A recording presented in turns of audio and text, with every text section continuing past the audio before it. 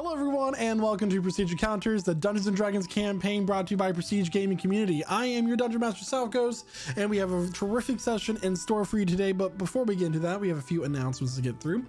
First and foremost, a lot of the music you'll be hearing today is brought to you by Midnight Syndicate. Midnight Syndicate is a music production group creating goth, horror, and fantasy RPG music that you could be using at your tables at home. You will find their music on Spotify, you can watch their music videos on YouTube, or even ask your Amazon Alexa device to play Midnight Syndicate right now. For more information, go to midnightsyndicate.com or in our chat, use the command !midnight for a direct link. We also utilize Arkenforge. Arkenforge is a comprehensive tool for dungeon masters to use for map making, sound effects, ambient sounds, and music as well. Typically, the software is about $35 depending on where you are in the world. However, using the code Prestige at checkout, you can get $5 off. After that, the software is yours. There is no continuing fees or subscriptions or anything like that. So you can use the command !forge in our chat for a link there. We are also, you might notice here that we have these amazing portraits below it. And so you can see everybody else's. Let me go ahead and bring everybody else in. Hello, everybody else. Hello. So you see all of these amazing portraits next to everybody's feeds representing their character and all that good stuff. The line art for this was made by this guy right here, This one right Slimy here, this one. Rice, aka Jeremiah, who is Aspen in our campaign. The That coloring one over there. was done by Starving Artists. Both these artists can be contacted through our Discord to commission them for some fantastic artwork. Their prices are very fair for the talent that they have. So great work to you guys. Now on to our sponsors for the night. We also have Rogue Energy, and here to tell us about Rogue Energy is our very own Jeremiah. I was so thirsty before, maybe like an hour ago, and then I grabbed my nice, refreshing shaker of Rogue Energy Blue Raspberry. And let me tell you, Rogue Energy has been great. It's very flavorful, zero sugar, and doesn't leave a chalky feeling in your mouth after you drink it. We hate the chalky super feeling. important. Yeah, I hate chalky. I wouldn't like it if there was a chalky feeling, but guess what? There isn't one.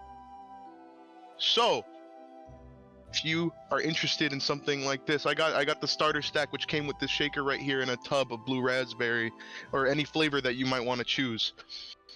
You can go onto their website and use code Prestige at checkout for 10% off. It's amazing, totally worth it. You'll have a great time drinking Rogue Energy. Thank you so much, Jeremiah. And to our viewers and community members in America and Canada, excluding Quebec, until the end of this month, you can use your bones, which is our reward currency, to put in raffle entries to get your starter kit of Rogue Energy. That comes with a shaker, much like you saw Jeremiah had, and then 7 single serving packets of your choosing to try a variety of flavors. My personal favorite that I got from my starter kit is the sour candy.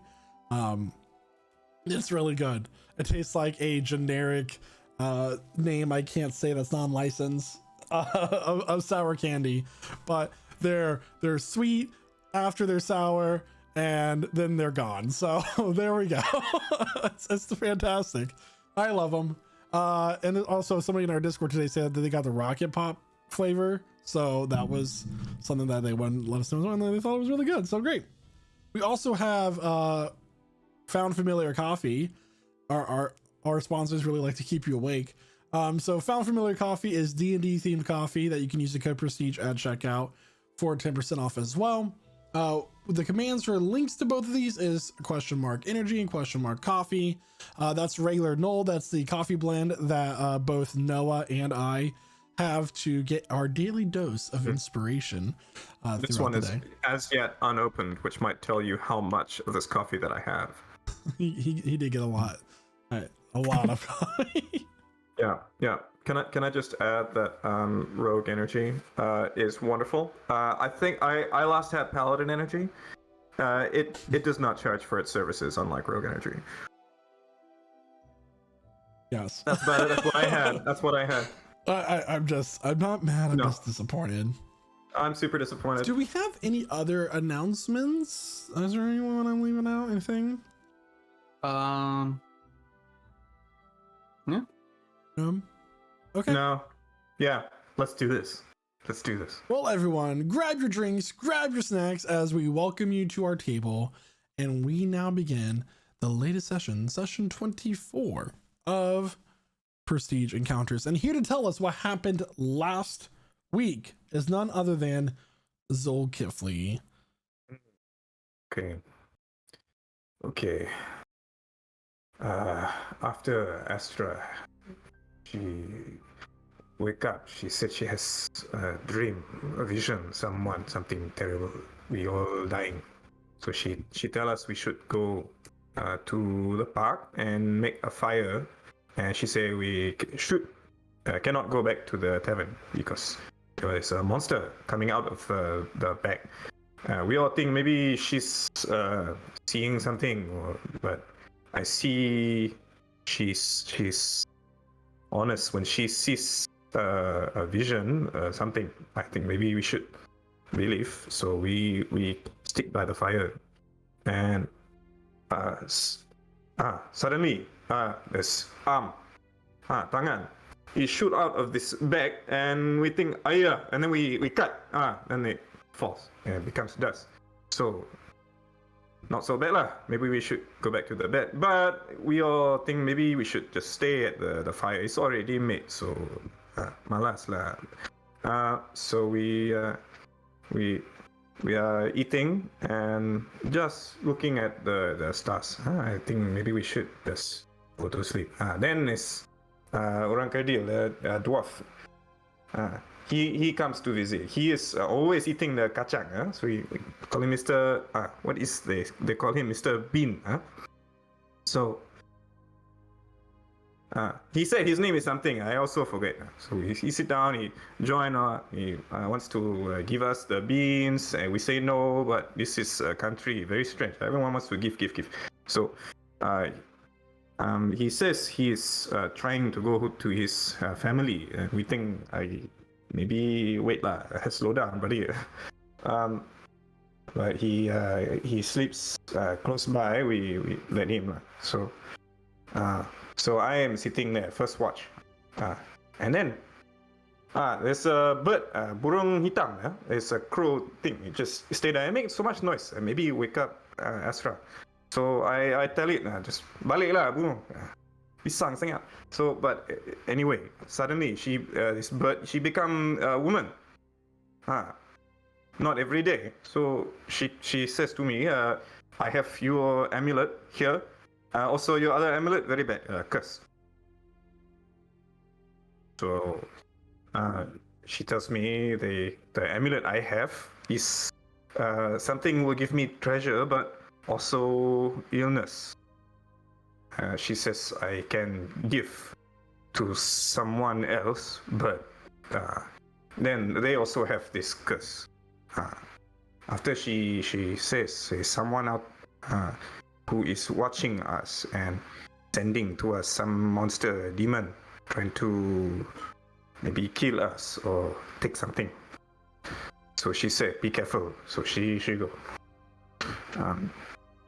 After I go to sleep, and then some more lots of noise. I wake up. Cormac, Cairo, this dwarf fella, they fighting, hugging, what lah. Biada. So I tell them go to sleep, and next we have another session, and Astra husband, they wake up, they talking maybe, but after we go to the ship, it is called the Dawnbreaker. There is a turtle man who is the captain, Captain Pearlback. So he take us, he says, very dangerous trip, but also very exciting. So good, okay. Later, after 1, maybe 2 days, we find a jellyfish thing, very large tentacle attack. Everyone separate, we attack each one, but one tentacle, it taking Astra and dragging her into the water. So I think no, cannot. So I attack. After some more, this dwarf fella, he changed his place between himself and Astra, he go to the tentacle, and Astra is back safely on the deck. And then I know, okay, he is good. Also, who let him on this ship? But never mind. After we're playing music, he tell me his story. He has family. He's losing everything, and he wants to go home. I think maybe I will help this man because now I see he is helping my family, my friends. And then some more we talking, and we meet the cook. He is orang Kuching. His name is Cookie. He tell me he said he sees someone rupa macam aku from orang Pulau Kedara. He says he sees someone. They call him Tok Jasir. Immediately I feeling very surprised because this is my grandfather from 16 years or so. I've never seen him. And later I tell my friends Tok Jasir, he is my grandfather. He is a magic man, and I have not seen him since the first time I jadi harimau. First time I changed shape. And the others, they are listening, and I feel very good talking, sharing. And then later, Kazmi also, he tells me he's very similar. He running away from his own house because they chase him because he looks like a shaitan, right? He looks horns, macam evil man. They all think he must kill this devil child, but so he ran away also. I look at my friends. I realize we all also don't have a home, except for Cormac. No, don't know what his story.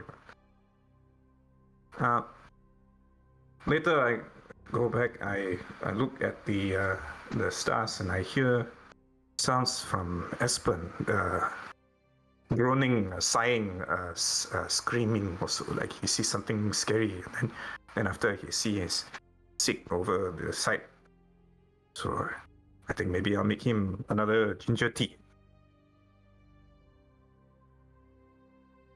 And then Zulkifli is just sort of thinking all this, and he goes downstairs, and then he peels another stick of ginger, and he cuts himself a little bit to heat up his knife, and heats up the water with the knife, and then he brings it up in about 10 minutes or so. So, everyone, it is now nighttime, and the white and blue lights of Kresna and Nima are high in the sky. Kresna is almost to their waxing gibbous. This is about 3/4 full for those of you who are not astronomy lovers. And then Nima is about a half moon. Waxing or waning, you cannot tell.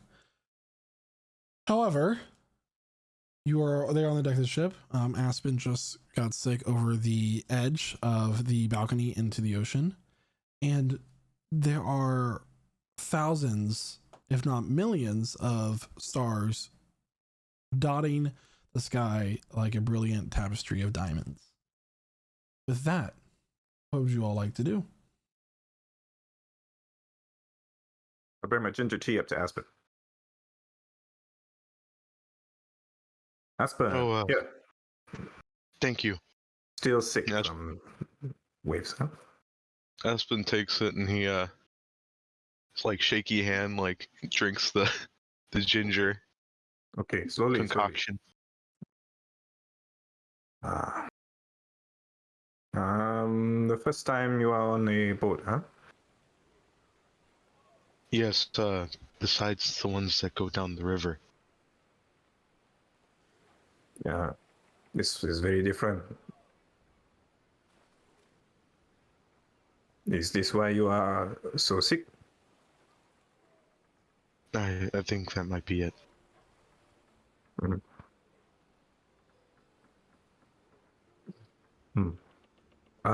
So your sister, she can read the stars, yeah? Yeah, she you? can do that. That's her. Can you see anything? I mean, not really.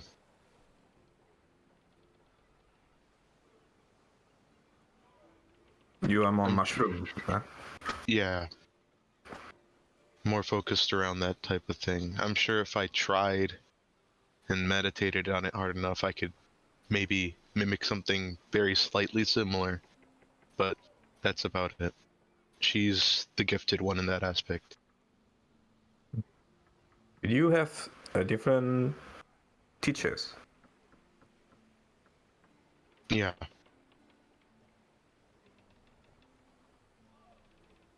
Who was your Astra teacher? was my teacher was my father. Ah, okay. Yeah. And Astra, she was Our grandmother. your father is a sorcerer, very powerful. Much like you. He did use strong nature magic. Yes. Much stronger than myself. He is stone now. For the time being. He has nature magic. So does he know about orang kejadian? He about the werewolf, were tiger, were rat, people who change, who have the curse. Does he have teachings about any such thing? Well, before we met you, we hadn't seen anybody exactly like you. But our father did tell us about people that share your same experiences. And us ourselves, we are shape changers in a sense, just a little bit more willing. So it kind of goes hand in hand. Because I hear of these people, macam you, they have power in nature, and maybe they can help people who change into other things, animals, and maybe can help me with my can take my curse away.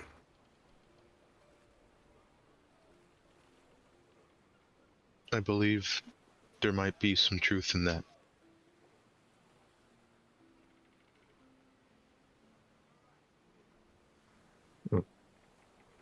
I did not say before because I want to show you I want to help first, not because I want something from you. But...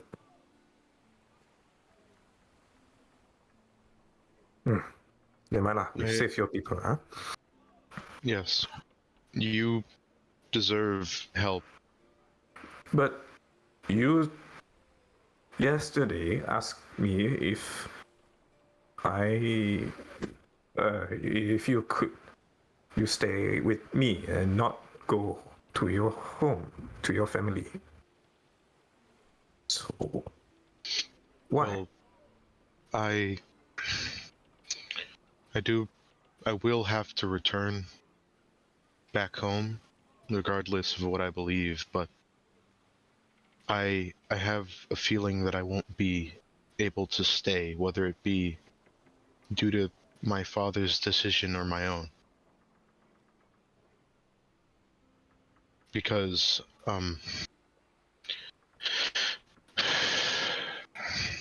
Espen just like, just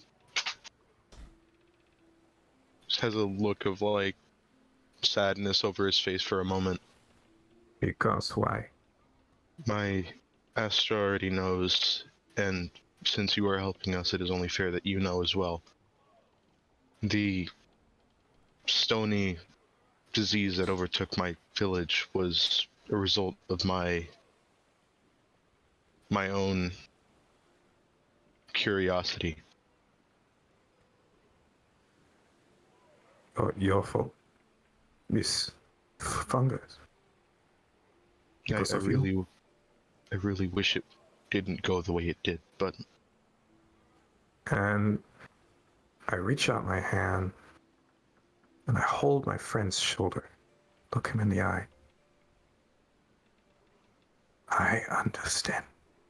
I am sorry. Espen, I will help you. And fresh tears just sort of brim in Zul's eyes, just slide down his cheek.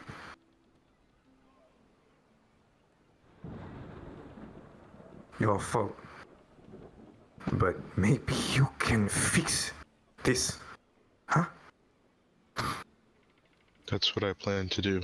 I will do anything that it takes to fix my mistakes. Okay. Okay. And I will watch you. And if you seem like you are giving up hope or stopping if you are stopped somehow, by a monster or yourself, Zulkifli will keep you going. Okay. Okay. So, why are you sick tonight?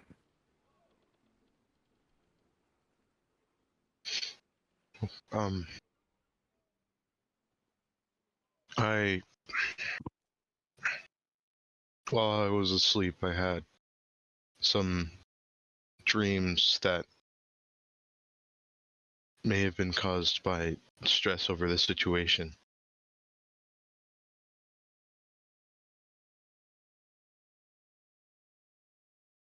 I saw everything around me turning into stone.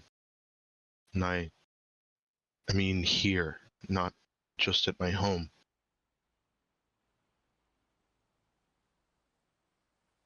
You have a vision like your sister.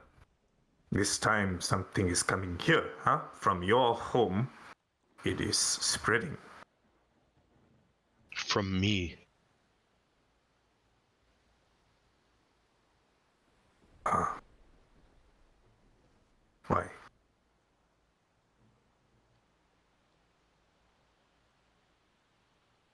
Why? I believe it may just be my guilt.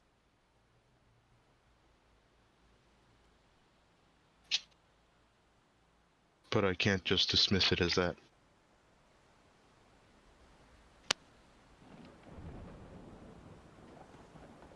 You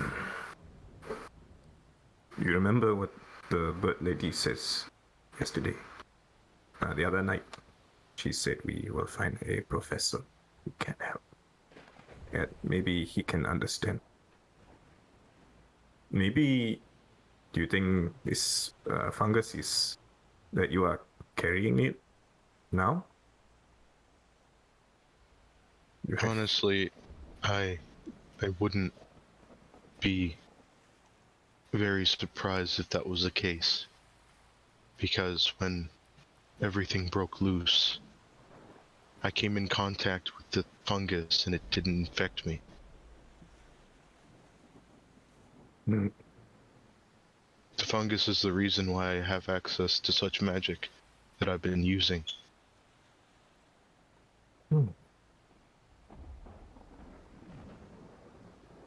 I never understand how. My grandfather teach me there's power inside fire, and there's fire also inside blood. And so when I cut, I pull from the inside the blood my own fire. So from mushroom, I don't understand.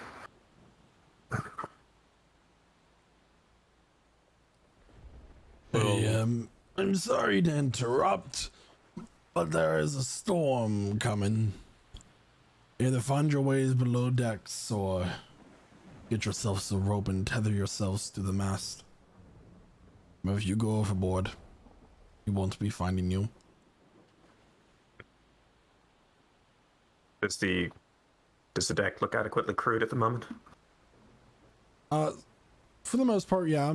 They're starting to raise the sails as the thunder continues to get louder. Mostly Okay. just trying to not have the ropes and the mast break from the storm. Okay. Zul's gonna go and help. Okay, go ahead and make a survival check with your proficiency. Cool. Astra, you are woken up by a storm pelting your face as you were asleep on the deck of the ship. Good. I didn't want to fall off. So, on that note, very unpleasant. I'm going to head down to the lower decks and try to get dried off. Whoops.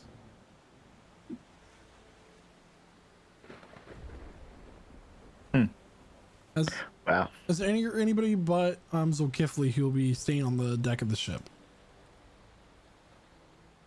Okay. Oh, If you want to, it's not too late. no, it's fine. Cormac wants to try to help out as well. Okay, make a survival check. And Noah, what'd you get? Just checking real quick. I got a nat 1 on the first roll. I think I get advantage if I have proficiency with both the skill check and the tool, in which case it's a 13.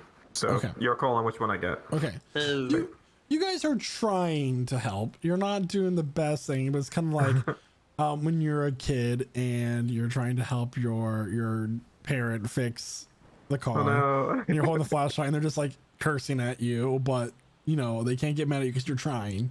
They're trying. This isn't a ship that you've necessarily been on before, this style, which is really close to a colonial era brigantine. It's a 3-sail ship. Wow. So, and I will note that the ship looks surprisingly slimmer than it did the night before. So there's that as well. It's colder water. Lost its water weight. Indeed. Yeah. So you're trying, and as both Cormac and Zulkifli, you guys get the ropes, you tie them around your waist, tie to the mast that you're working on. That way, if the waves just come over, it doesn't knock you overboard. Everybody else finds their way below deck. Astra, as you go down the stairs, you hear, "Oh, I noticed it's storming upstairs. Would you like something warm to drink? I can, or perhaps some broth of some kind, young lady. You look awfully cold." Is this the Bean Man talking? No, this is Cookie, the cook. Is this Cookie? Do I see Cookie immediately while they're talking to me? Or are they talking to my back when I come to So when lower you deck? come down the steps, the steps at their base lead away from the back of the ship. So you have to turn around and go behind the stairwell to see Cookie, or like turn around at least, and he's like standing off to the side. And I will do so. Hot water would be magnificent. All right. Well, come on back to the kitchen. I'll get you something cooked up right away. I'll just trot on behind, following. What is everybody else doing during this time? Casimir's putting away his spell book. Okay. Looking a little concerned, trying to secure his belongings. Aspen will find any of the bags of soil below deck so we can feed Inkwell. Okay, they did have soil on deck per your request. Nice. Hydra's in his room meditating. Okay. We'll see Nasri's one. also in his. Well, it's all one big room, but yeah, sure. Oh, yeah. I will say at times that it's awfully hard for a lot of you to keep your stance where the ship is tilting so much at this point by the waves, like you're leaning heavily. Think of like Michael Jackson in his Smooth Criminal video when he leans, is like how you are a lot of the time. Hydros, surprisingly, you're able to do your meditational poses and maintain your balance as the ship sways with your practice and your balance. Astra, as you get back to the kitchen, Dwum, aka the Bean Man, is also at the table. Surprisingly, not eating a can of beans. No, it's unacceptable. All He's the gonna look- beans. Oh, hey. Hi. How are you? I'm all right. The ship sways and Cookie without even like turning, is able to grab a pot as it's flying off the wall, and he slams it down onto the stove. Do you ever struggle with cooking when your area is moving around you? Not necessarily. How so? Oh, you know, once you get your sea legs, it's awfully easy, muscle memory and whatnot. Have you ever seen The Birth of a Star? Can't say I have. Interesting. I just had a fantastic dream. Let me tell you all about it. Oh, please do. So, first and foremost, I had to ascend, right? But first, there was just this feeling of warmth. And she's going to go into extreme detail about watching the birth of this star. And she's just going to be using crazy words, crazy metaphors. She is currently still coming back from the tea moment with Aspen. So I know that he went ahead and threw up, but she is definitely still feeling it. She is having a great time. Is he serving broth to her, by the way, that he He is. offered? Excellent. She's going to drink that while she talks. Neil deGrasse Tyson doing a podcast.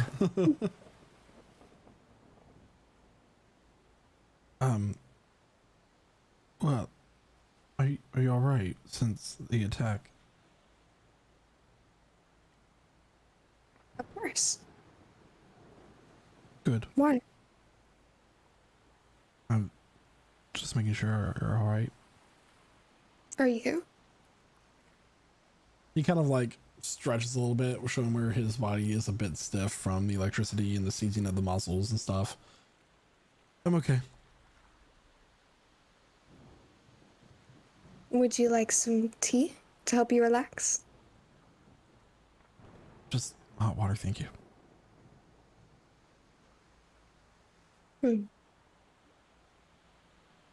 From when the hot water is placed in front of him, from like his little vest thing that he's wearing, he's going to produce a small leaf wrapped package, and he's going to take some substance out of it and drop it into the water, and he will loudly slurp on it. What is that, if you don't mind me asking? Oh, nothing, just a blend of herbs and stuff from back home. Tell me about it. I love herbs. Well, as you know, my family owned a large factory in Port Guard, and we were able to gather herbs into the rosewood forests nearby. Visited those forests. Only once. But they were very beautiful. Yeah.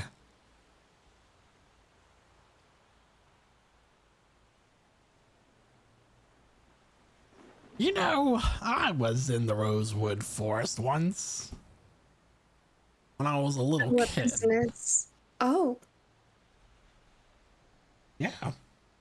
Worst Did you live case there? of poison ivy I ever got.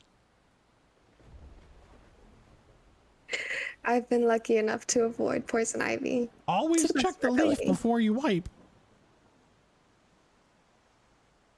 There's actually, I don't know if you have encountered it here. I haven't encountered it here yet. There's a plant that has itty bitty tiny needles all over the leaves, right? And it's very rare where I come from. But they call it the 1,000-year plant because the pain that these needles give you will persist for about 1,000 years. or Sounds so like it my feels. ex-wife. Yes, and it can kill you, much as an ex-wife could. Interesting. Right? Yeah, right. Anyway, right, I'm just gonna go cut some vegetables. Hey, May I get a bowl or a pot of hot water? I still have some more dyeing to do. He'll take a kettle, heat up, just get it when it's squealing. Will do. I'm gonna go ahead and try to dye the rest of these garments. I feel like at this point I've put enough work into these little garments for them to be dyed and finished at the end of this trip. We'll see. Okay.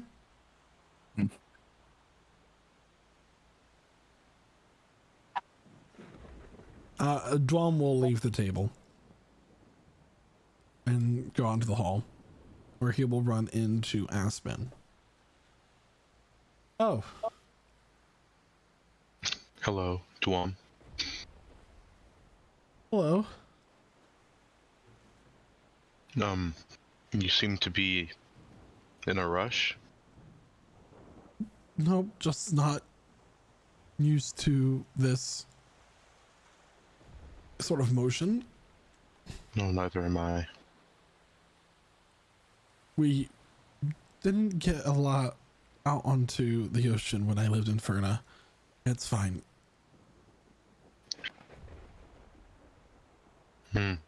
This is actually just my first time being on a body of water this big at all. Oh, and where are you from? Nowhere that you could find on your maps. Mysterious. Excuse me. Aspen's gonna kind of like look him up and down and try to see what's going on with him. You can roll for insight. All right. It's a 15. 15. He definitely seems like he's ill. Can you go also roll investigation, please? Investigation? All right. Not as good at that. 6. 6. Yeah, I mean, he just doesn't look like he's ill. His clothes are tattered. He's wearing kind of like gloves or mittens on his hands, wool woven. But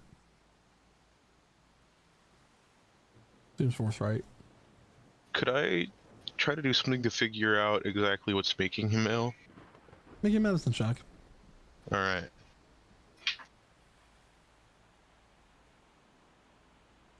That's a 12. That's not Your that best great, guess would but be motion sickness.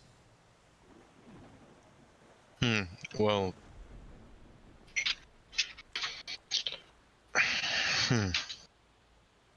I would maybe once Solkifli comes down, ask him about something that he can help you with motion sickness. I'm sure he has experience. Thanks. Above deck, it is harsh. There are these massive waves coming up and finding themselves going across the deck of the ship. Below deck, you guys notice a little bit of water intake. It's unavoidable on a ship, but there is starting to be get this thin layer of water across the floor. If you're wearing socks, you're gonna have an uncomfortable night. Give yourselves. So yeah, so up It's all above, good. I wear sandals. Always bring extra socks. Take 5 points of psychic damage. the next curse is may your socks always be slightly twisted. The worst curse. Good thing Aspen doesn't wear socks.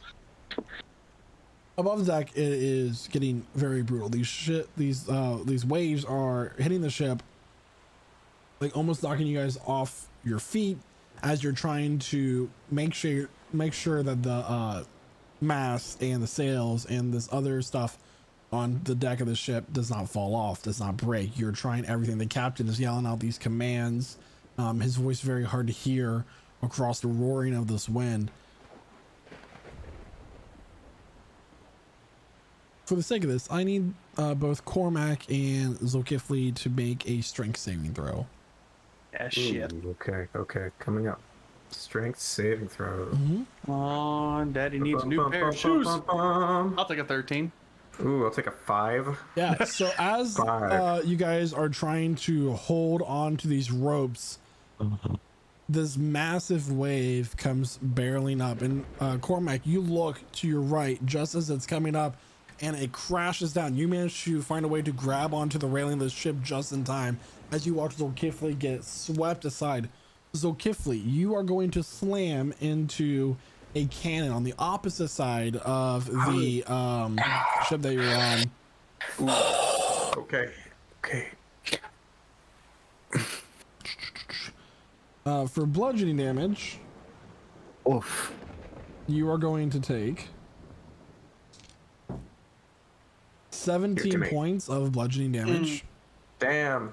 And Cormac, you watch as Zulkifli, the side of his face just hits this metal cannon, Oh. and he crumples to the ground unconscious. All right. Cormac's gonna, upon seeing this, he's gonna run over and try to like, not scoop up Zulkifli, but kind of like put his arm over his shoulders and kind of like try to drag him down below decks. Okay. Aspen, the cargo hold is right to the both sides of the stairs, so you see Cormac kind of carrying on a groaning, and like Zulkifli is kind of in and out of it. He definitely has something similar to a concussion where he's not quite there, but he's making sounds. Do I see Aspen as I'm coming down? You would. Okay. Cormac's gonna look over to Aspen and be, "Oi, give me a hand with this." Zulkifli has a little bit of blood trickling out of his mouth.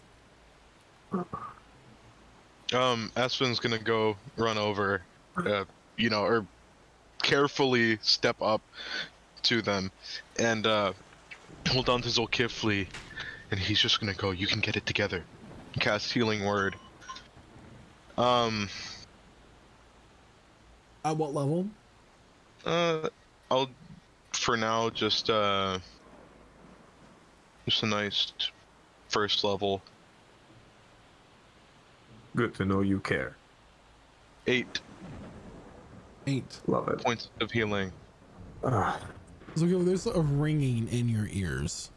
The whatever damage you took has been partially healed, but you feel lightheaded and woozy still. Bad storm.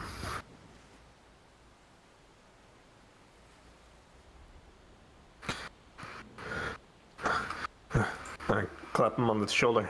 Thanks. Almost knock him over. Go ahead. You need to sit down, Zulkifli. Go sit. Fine, sure. Let's help get him to bed. Oh, I'm fine.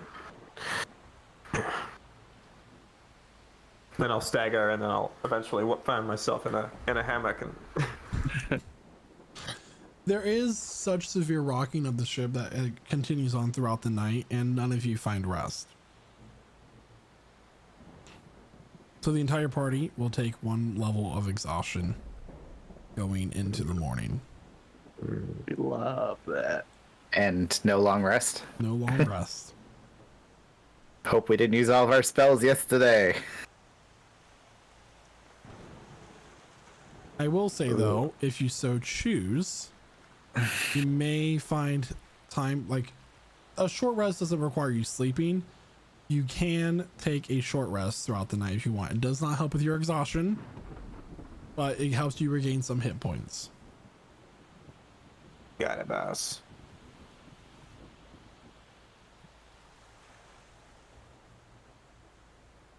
Use that hit dice. The question: the room that we're all in, we're all sharing a room, right? Mm-hmm. Let me give you Excellent. a visual just so you can see like where your characters would be and that sort of thing. Never mind. No visual. You don't need it. Okay. So on that note, I'm assuming everyone is in their beds by 6 a.m., 5 a.m. Is there anyone not in their bed? I should ask. That's up to the players. I'll tell you. We're getting not much rest. I'll be just trying to stay stable. Well, as long as we're all there, I would like to cast water breathing on us all. So me and the party. That's 10. Well, how many slots is that? We have 2 more left?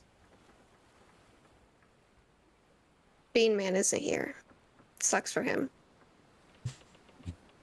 Too busy thinking about those beans. Probably like a wandering rat you could give it to. Yeah, are there any insects on the ship that might require it? Any rats? Any ship cats? That would actually Vaughn be. would share the room with all of you guys as he was invited on the group as people who were commissioning the ship. I guess he can have some. I guess he can have it too. Yeah. Thanks, Tokifli, for inviting him. Isn't Cookie technically a ship cat? Oh, Yeah. we do. I guess he is. Yeah, what's Cookie eating? Fish. A rat shish kebab. Well, there went the rats. So. Yeah. Don't ask what the meat is, guys. Hey, Paul. Sorry. There's one less crew member. Oh, Soylent Green, my favorite.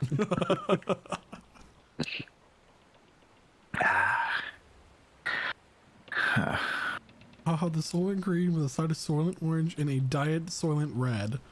Yes, and a little bit of rogue energy, please. Yes, Rogue Energy. Perfect to wash down your Soylent Green.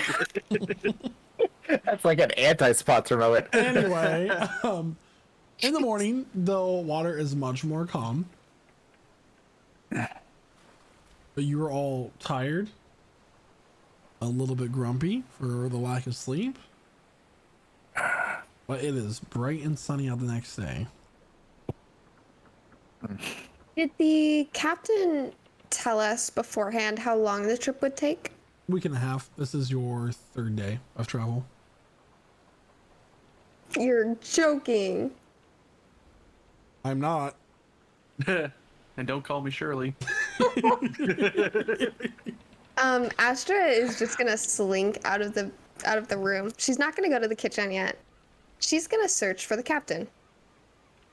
He'll be at the helm. Yep, going to the helm. So, hello, young lady. How can I help you? Grand Rising. I just came to ask if we were there yet. No. Oh, God. I see. Does the ship have observation options? Meaning, Well, you want to I've be on never- lookout? that would be interesting. Yes, I don't know what that entails, but I am quite interested to see the life within the water beneath us. I don't know if there's an option in order to do that. Perhaps you could tie a rope to my waist. Drag me behind the ship. Throw you overboard and drag you behind the ship. Just a thought. We could brainstorm together on better ideas. Right. I'm not gonna do that for liability reasons. We didn't sign a waiver. Nope. Liability. If you want to be on lookout and look across the horizon, you can always climb up into the crow's nest. Sure. Where's that? Just the rope ladder on the main mast. The main what? Mast. That thing. He's gonna point to the main mast right in front of the stairs. This pillar of wood. I see. And all the way to the top.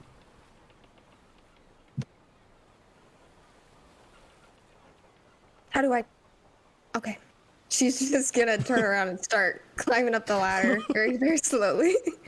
Yep. It is still springtime. It is a chilly breeze blowing across the top of the ship as it goes across the water and kind of gets that momentum. And as you get to the top, it's chilly up there. It's cold. It's very windy. The cold air kind of coming in, pushing out the warm air that was a result of the storm, or vice versa.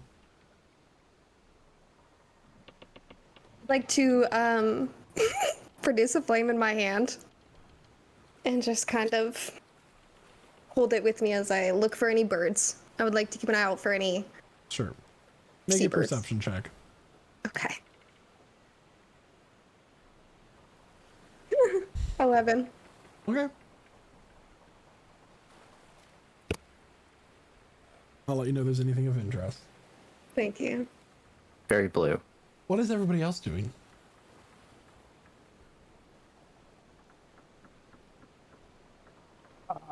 Aspen will look, just take another look at Twum to see how he's doing. He's okay. He could be better. Zul's restrumming his lute. Restringing it, I should say. Tuning it. And then putting it protectively back in his case before it gets wet.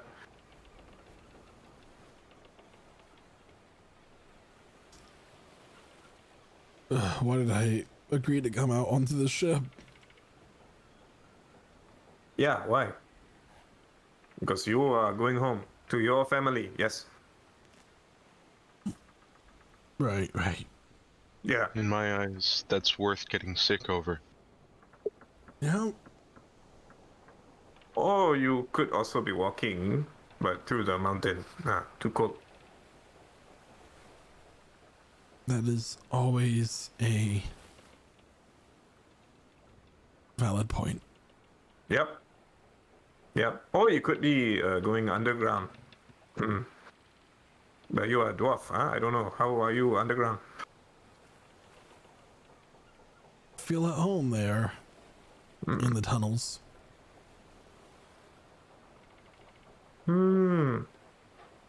Yeah, I also don't know why you come along. Yep. Yeah. Easier if you were walking. Probably. Okay, slowly. I make you another tea.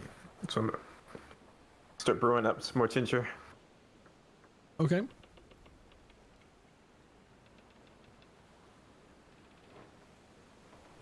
What is Kydra doing?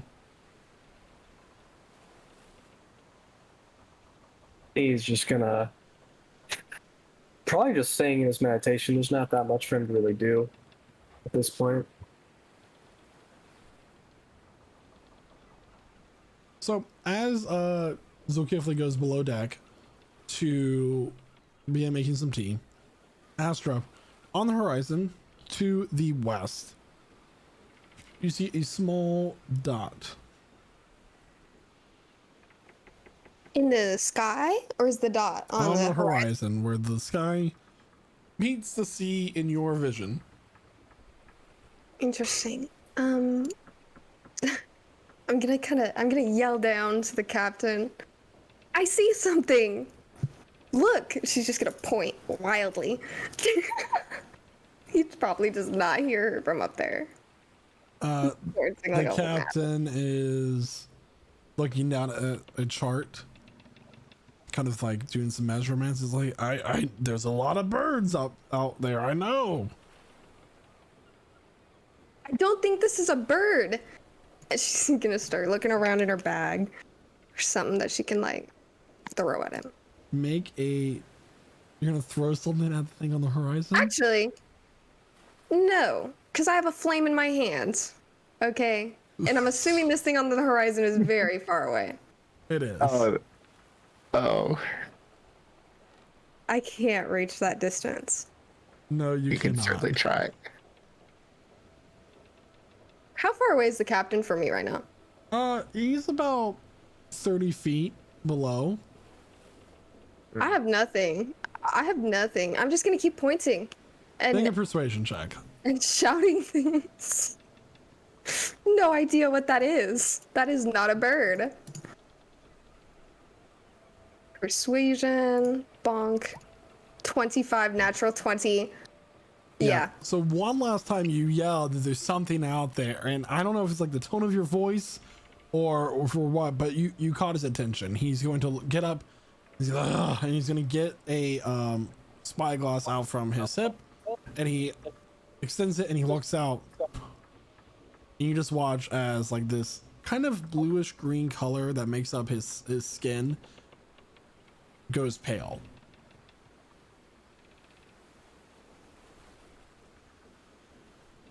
I'd like to get down from the crow's nest upon seeing that. Okay. I would like to reconcile. I'm coming out on deck around now. Storm's calmed down, right? Yeah. Okay. Everyone, prepare yourselves for battle. What? Reach my bow. You're just gonna start yelling commands to get the sails lowered, turn them to the wind, prepare for a ship. Does What? Kaijo hear this below deck? Yeah, you notice there's a ringing of bells. There are alarms being blared. Whatever crew members were on reserve inside of their hammocks from the night before come running out through the door and running upstairs. I draw my longbow, make sure I've got 20 arrows in my quiver. Give myself a little slice. The bow starts to kind of glow. He's just gonna keep muttering to himself, "Why no?" Kaijo's gonna make himself present on the deck now. Captain, what is it? He's gonna look at you, stops, doesn't distract his shouts. He's gonna look at you and say, "Pirates." Pirates. Okay. Not any pirates, but Tondu the Storm and his crew. I recognize those colors anywhere.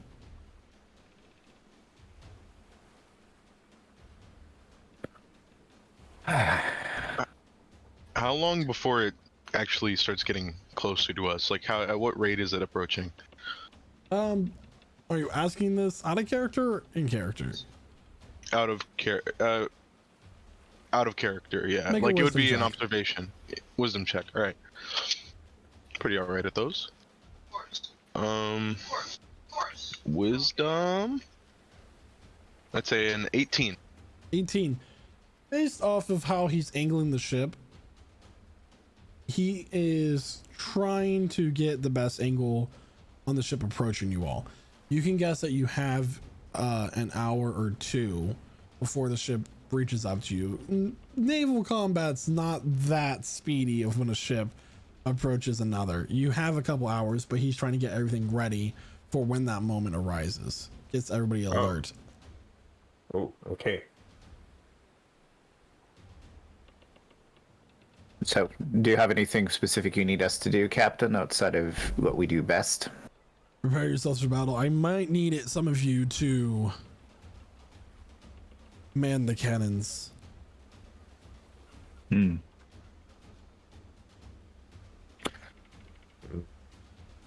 gonna look Okay, over at Cormac.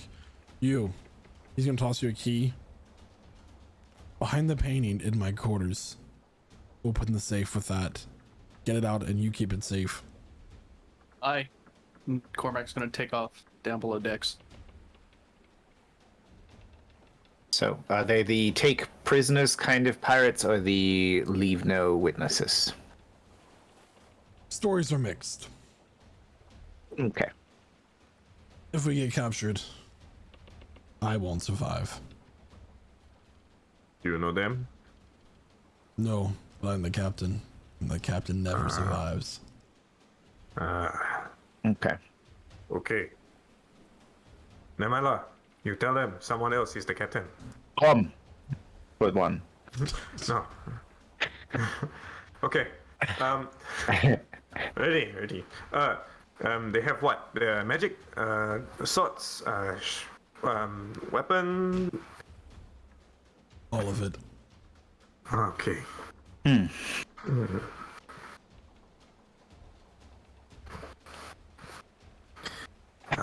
So I'll start doing some stretches. I don't usually get this much lead time. Yeah. Cracking my back. Pirates of the Caribbean lied to all of you. Ship combat does not happen that fast. I mean, you just wait 35 minutes under the ocean, and then you come up, and you're in a combat. This isn't like Sea of Thieves at all. What, you mean a glowy blue man didn't knock them all off their ship? Yeah. Anyway. It's okay. I'm gonna just jump off, swim to the other boat, and then find a mermaid. And So who would like to be on cannons for this upcoming fight? And What degree of proficiency would one need to be able to use the cannon? It's true. So they are a ranged weapon. So they will be using dexterity as the attack modifier.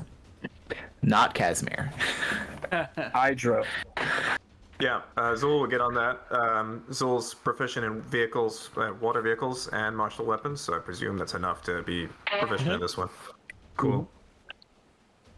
Would it be weird if I'm gonna, you know what? So as I man one of the cannons, I'm actually gonna just drip a little drop of my blood on it to power it up with my Crimson Right. nice. And as a ranger, Kydra has proficiency in all weapons, martial and simple. Maybe that sort of expertise might bleed into cannon weaponry. Okay. I'm So- assuming when Cormac comes back, he would man a cannon as well, considering his proficiency in firearms. So I'm gonna look down at this cannon and realize it's the same one I smacked into the other day. So the way this works is that it is a ranged weapon attack. Its modifiers so the plus X to hit would be whatever your dexterity modifier is. On hit,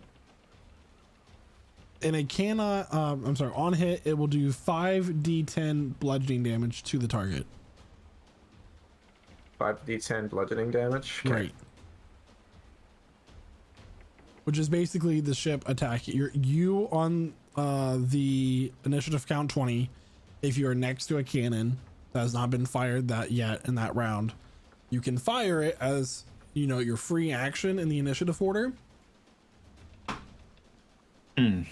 Cool. But if you are pushed away from your cannon and you're not next to it on initiative count 20, you cannot fire it. Is this making sense? Yeah. Need to be in proximity of the Your cannon to ship, fire it. if you remember, has 3 cannons on each side.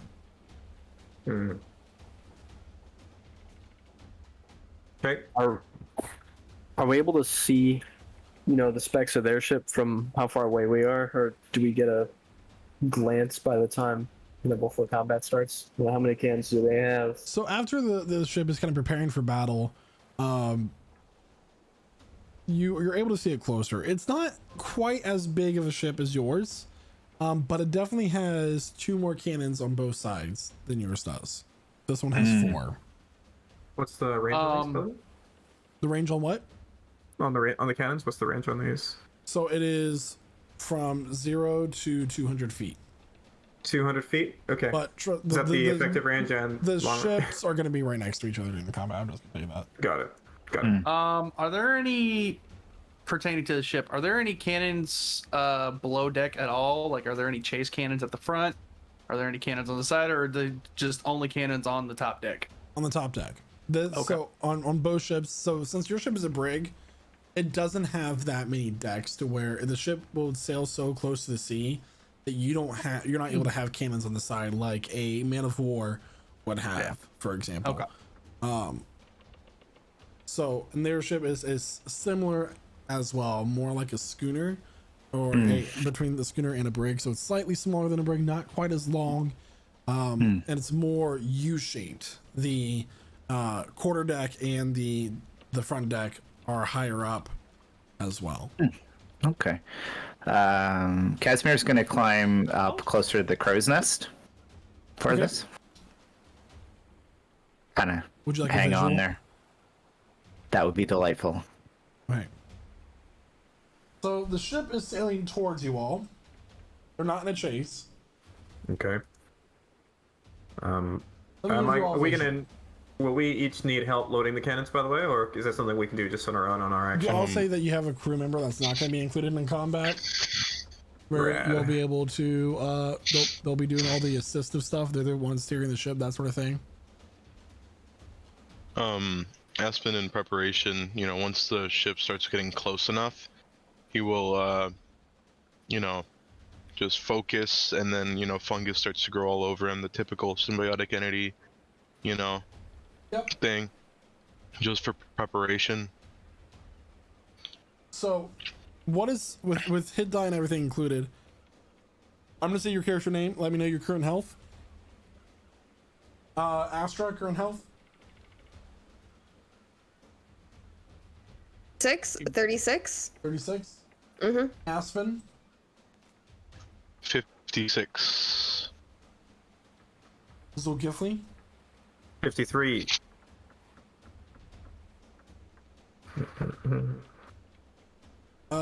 Cormac? 54. 54. All right. Kydro? 47. Oh my God. What does Nazmir Great. have? Nazmir, let me see. Sorry, Nazmir's got. He would have short rested, so 50. 50. Casimir? 49. Cool. Good to know. So, as the ship comes up, you see that it is smaller than the one that you are on, as described. There are a number of crew members on the other side. And there is two different figures that you also see. One is a gray-skinned man. He has gills along his neck, and he's bare-chested aside from an open vest. Instead of feet, he has these like swirling whirlpool that is just from the waist down. There's one at the helm. He is blue and green skinned with black paint going from his forehead down his entire like if you were to divide his face into thirds, the middle third has black paint going all the way down with kind of this like helm with these long tendrils coming off the back, and then a number of crew members. So at this point, everybody, I would like everyone to roll initiative. Including Cormac. Boom, boom, boom. Yes. So Cormac, you would have been back on top of the ship. Cool. Oh, may I? wait, what may was I it? Have, may I have roll 20 access for Nazmir? Sure. When you're ready. It's like the best initiative I've rolled in like a month. Yeah, nice work. I rolled above a 10? Oh no. No, you should be good. Thank you.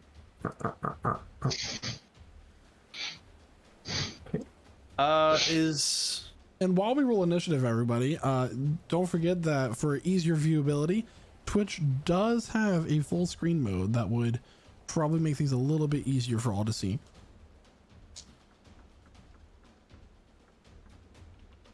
Casimir, are you on one of the cannons or?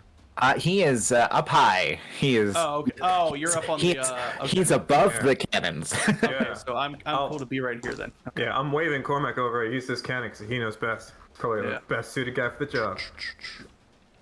Yeah. Let me get their initiatives. Casimir took one look at the cannon and went, Nope. no, No, thank you.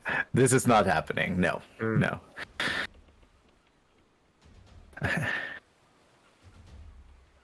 All right. So- Oh, this is great. Oh, you're gonna love this battle. Do we have the chain shot loaded? Fire the grape shot. There we go. And also with the he was saying about Twitch having full screen. If you actually use theater mode, you can have a full screen as well as still being able to see chat. So Whoa. best of both worlds. You get the best, and that's it. Because copyright. DCMA. You're the best around. Ooh. Ooh. Oh boy. There's so many different stat blocks for this thing. I had to print them all out before the session, so. Hmm.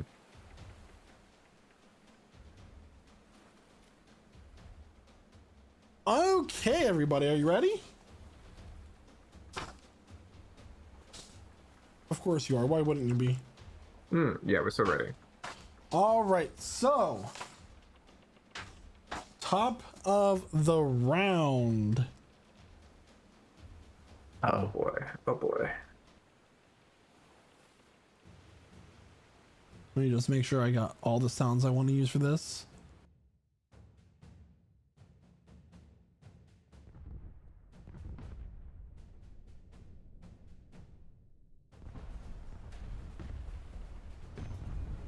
Nice. Thank you. So, everyone, top of the round, the one with that's gray skinned with the whirlpool as a lower half of body is going to take their turn first. Ooh. He is going to use the spell Call Lightning. Okay. No! This is problem. Is a big problem. He made the storm. So you watch as he takes his staff, he waves it in the air, and right above, it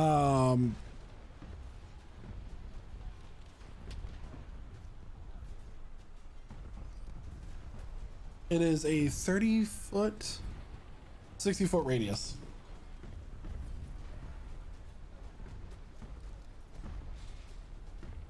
Yep. Yep.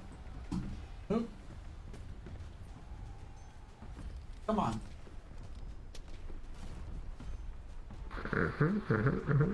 They don't realize most of our cargo is soil. All right, so a storm cloud appears above the ship right there. And yeah, and it's going to strike down right on Cormac. Casimir, rather as not. you're in that cylinder, you will also be affected by this. So I need Aspen, Cormac, and Casimir all to make dexterity saving throws, please. Okay. Fuck. Natural 1. Quick question. Is this spell 3rd level or lower? Do you want... You can make an Arcana check. Yeah, I would love to Arcana check, or I would love to just outright... You know what? Never mind. Let me wait. Give it a second. I have a solution. But it's not reaction based. It's just action based. Yeah. Swiss Army knife. Correct. Okay, love well, it. in Love that it. case, everyone, Yep. Let's take it. you all failed that check. Wait. Oh, dexterity save. Sorry. Yep. Yeah. You are Yeah. not included in that because it crashed on Cormac. That's what I thought. Yeah. Okay. Yeah, that was so a 2 for me. Just a 2. that's with a natural 15 points of lightning damage to the three of you. Aha. Love that. Okay. That's our target. So that is going to be Cormac, Casimir. Yeah, let's do absorb elements and I'll cut that down. Okay, so you take 7. Did how much? 14? 15. 15. Okay. He raises his staff to the air and starts to incant and pray to whatever god he worships as the storm cloud appears and crashes down on the three of you. And then that will be his turn. And then with that, it is now going to be Kydra's turn.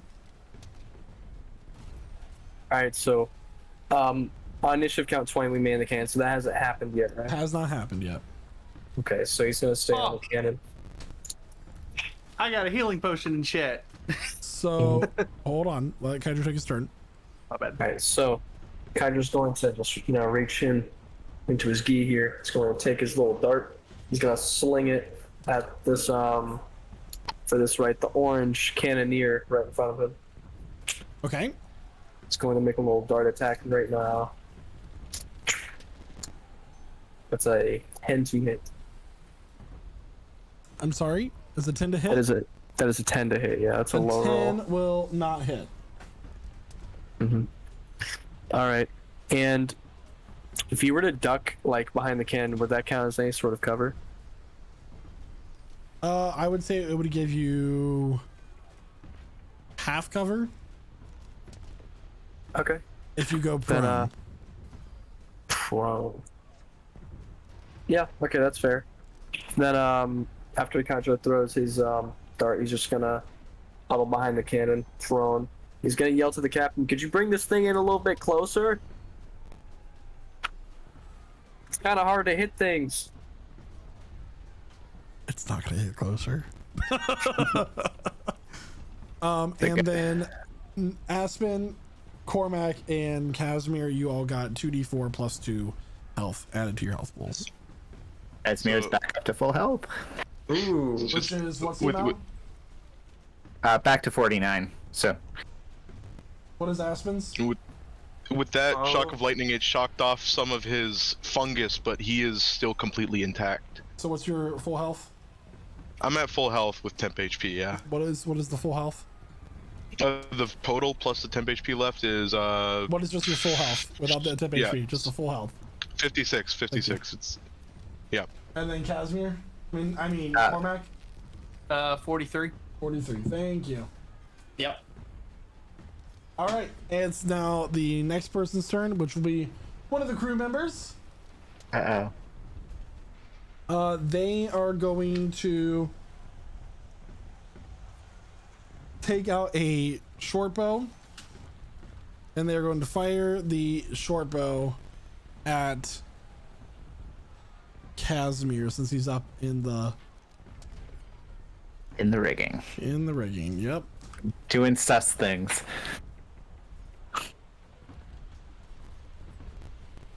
So that is going to be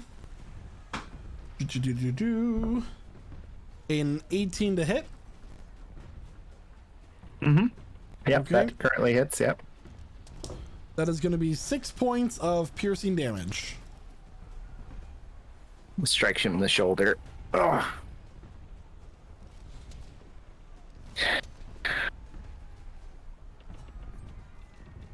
All right, so Zulkifli, is now your turn. Cool. Is the cannon an AoE attack spread, or is it a single target thing? It is a single target. Single target. Okay, got it. All right. I'm gonna go for this fella right here. Boom. Okay. So your cannon's on initiative count 20. If you have a range attack as a character, you can do that. Oh, okay. That hasn't happened yet, so it's all good. All right, cool. I apologize. Here it is. In that case, I'm gonna target that guy right there, the coster. Okay. Here we go. That's 27 to hit. 27 will hit. Okay, dealing 14 points of magical damage. 14 points of magical damage. You got it. Give me a concentration check on Call Lightning, please. Yep, that is. That will succeed. Ooh. Got you there. Almost got you. You did quite a bit. Okay. Oh, sorry. I can do it again. Extra attack. Boom. This time it's gonna be another 19 to hit, dealing 14 points piercing damage to that guy again. All right, another concentration check. That will Yes, also sir. succeed. Okay. Okay, cool. Altogether 28 points on the dude, and that's it. Ready to fire my cannon. I'm just All right, and at this right in point, the match. initiative count 20. it's time to fire some cannons. Kydro, you get to fire your cannon first. What are you targeting, the boat or a person? And then you get to roll your d20. Definitely gonna be that the orange crewmate that I could not hit earlier. And so that'll be a d20 plus what exactly? Your Proficiency dex and modifier? dex mod? Yep. Is proficiency added also? Yes. That's a +8. Okay. That's a 14 to hit. 14 will miss. Oof. You've never fired a cannon before. This is surprisingly hard to aim with, and as you kind of aim, it soars past the head of this crew member and goes far off into the distance into the sea. Zulkifli, fire your cannon. Ooh, coming. So such a terrifying image, cannonball flying past your head. Oh yeah. Okay, firing. Better than through. +1 to this one. Oh, cool. 21. 21, and what are you targeting? Oh, sorry. I'm targeting the spellcaster again. Okay. Okay. Dealing 45 points of bludgeoning damage to the spellcaster. 45 points of bludgeoning damage. He's not going to get that save. Okay. But as the cannon fires, you watch as he looks at you as the top half of his body just gets blown apart and he becomes a stain across the deck and he is out. That is the definition of overkill. Yep. He is gone. Magic some more! That will also get rid of Call Lightning. Okay. The 4 crew members are going to go next, and they're all going to attack the ship. There were 3 cannons. Yeah, but you're not before them in initiative order. Man. You'll get to go before the last cannon hit, by the way.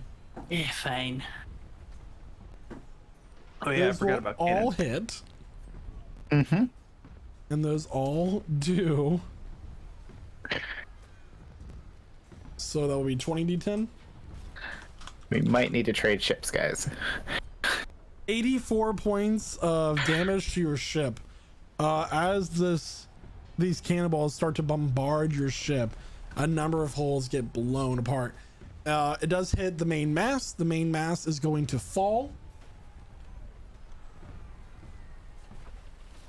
Oh no. Well, that's awkward. I don't Oh. think I can mend that. We can't use mending, huh?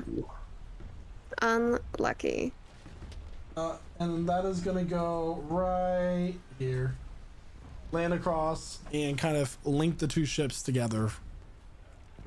There you go, Kydro. So that's So 84 cool. points of bludgeoning damage as this large mass comes falling down and it gets locked into the rigging of the other ship. It kind of continues to pull it down and now it's tangled onto the deck of their ship. And yeah. The ship's not looking good, guys. It's okay, I see a new one over there. Duly noted. Okay, Aspen. It is now. Oh wait, no, Cormac. You get to do your cannon. Yay. Okay. Let's see here. Who am I going for? I'm gonna Drop under aim. goals, guys. I probably can't see him. Let's see. I'll go for orange guy directly in front of me. Okay, aim to shoot. Yep. And what's the roll again? It's D20 plus Stacks. and also proficiency. Yeah, if you're proficient in dex weapons. Yep. So that's gonna be a D20 plus 7. It's gonna be a 15. 15 will not hit. Damn. And once again, he doesn't know why you're just targeting this one, or why you're just targeting him. Maybe you just don't like his face. But yeah, those both miss. All right, let's get some battle music going too.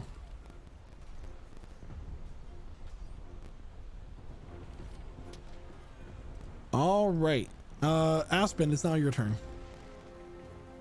So Aspen, was originally looking up at the storm, kind of moving his staff in a circular motion, but seeing as that dissipates due to the spellcaster being obliterated, Yep. he's gonna look over near the cannons and see if there's any obvious like supply of gunpowder.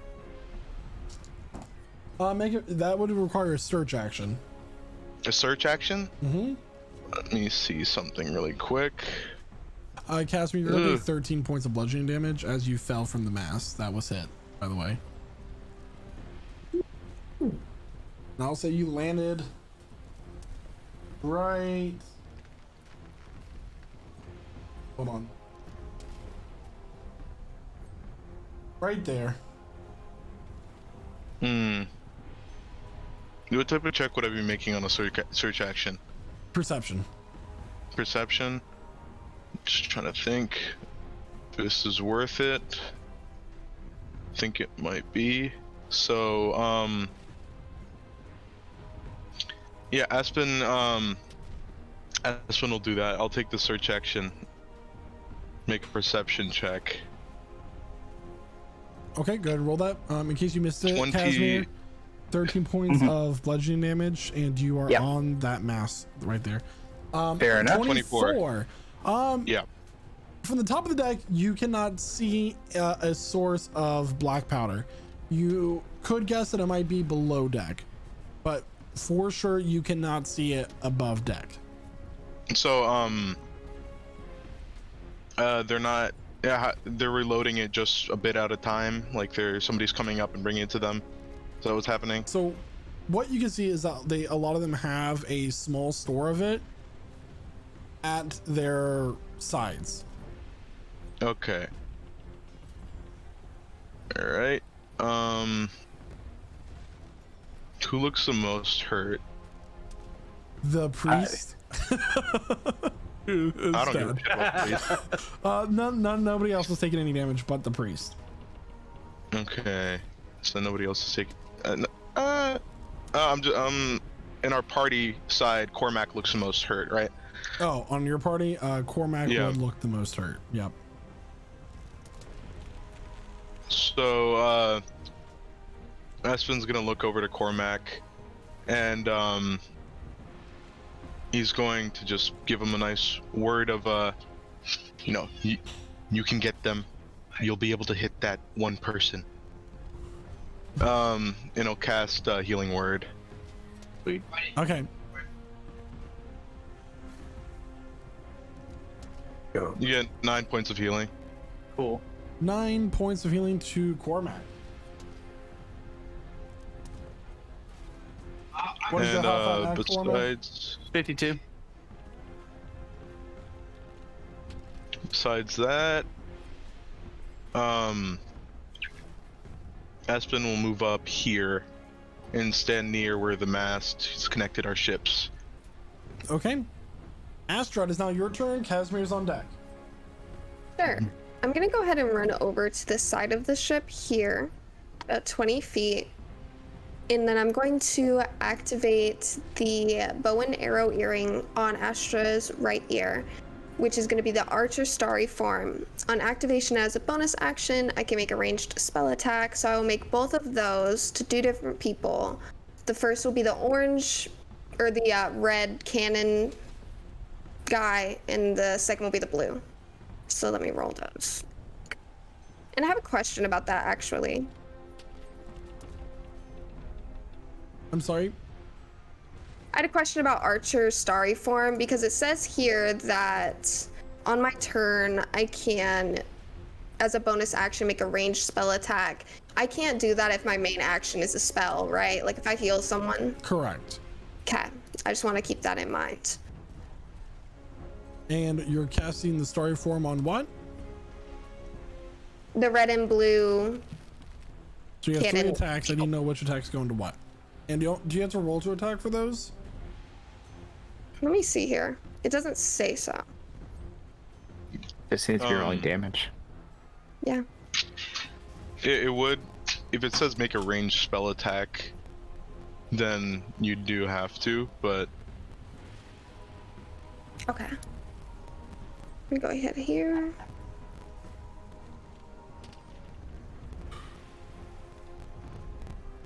first and the second. So I believe the second is the only one that hits for 7 damage. On the blue one is fine.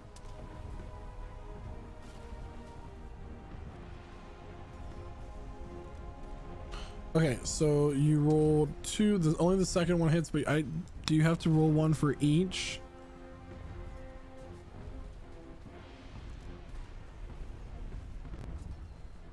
So when you activate this, you only get to do it once. It's 1 attack. It says, okay. Okay.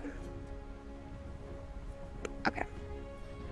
And it's on your subsequent turn, so after you activate it. So you wouldn't be able But to it attack. says on activation. Are you sure?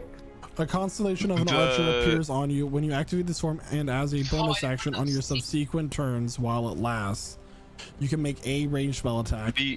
I think the thing with that is Starry Form is a alternative to Wild Shape, so you'd be using your action to do that. Right. Like my symbiotic entity, you have to use your action to activate your Starry Form, which can be any of your 3 forms. And then on the same turn, you can use your bonus action. This is on subsequent turns, so it would not be the turns until after it's activated.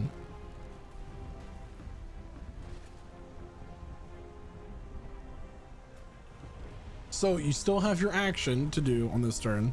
You would not be able to use your Starry Form attack on this turn until your next turn. That's it. I have no idea what you want me to do other than that. So I will prep myself with my bow and arrow and aim it their way. Okay. All right, Casimir, it is now your turn. Casimir looks a little flustered, having fallen 3 feet, kind of, and winds himself from the rigging. Quickly activates his blade song, having regretted not doing it before the combat, but c'est la vie. You had a whole 2 hours and you didn't activate your blade song. Well, it doesn't last that long. It lasts for a minute, so he's kind of like, when does the combat start? Hesitation. Yeah, so he's gonna fly up 30 feet.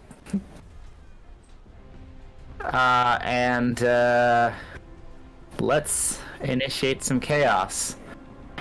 Because this has worked out well last time, and despite my best thoughts, it's gonna fire Burning Hands at the sail of the enemy ship.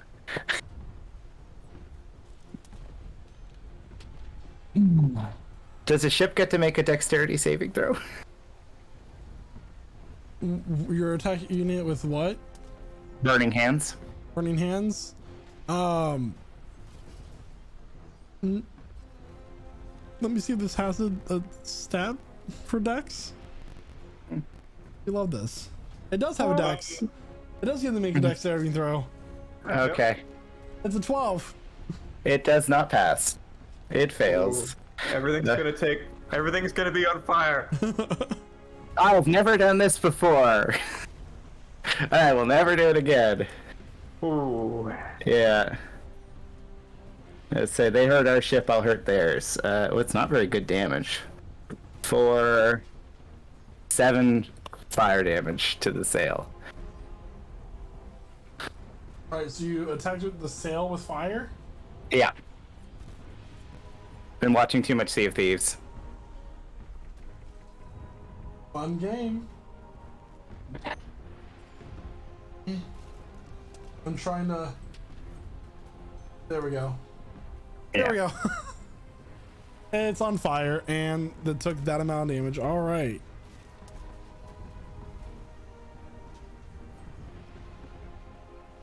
My own worst enemy. Anything else for your turn? That's it. Let's see what that does with the crew. Okay, so... Did they catch any of that?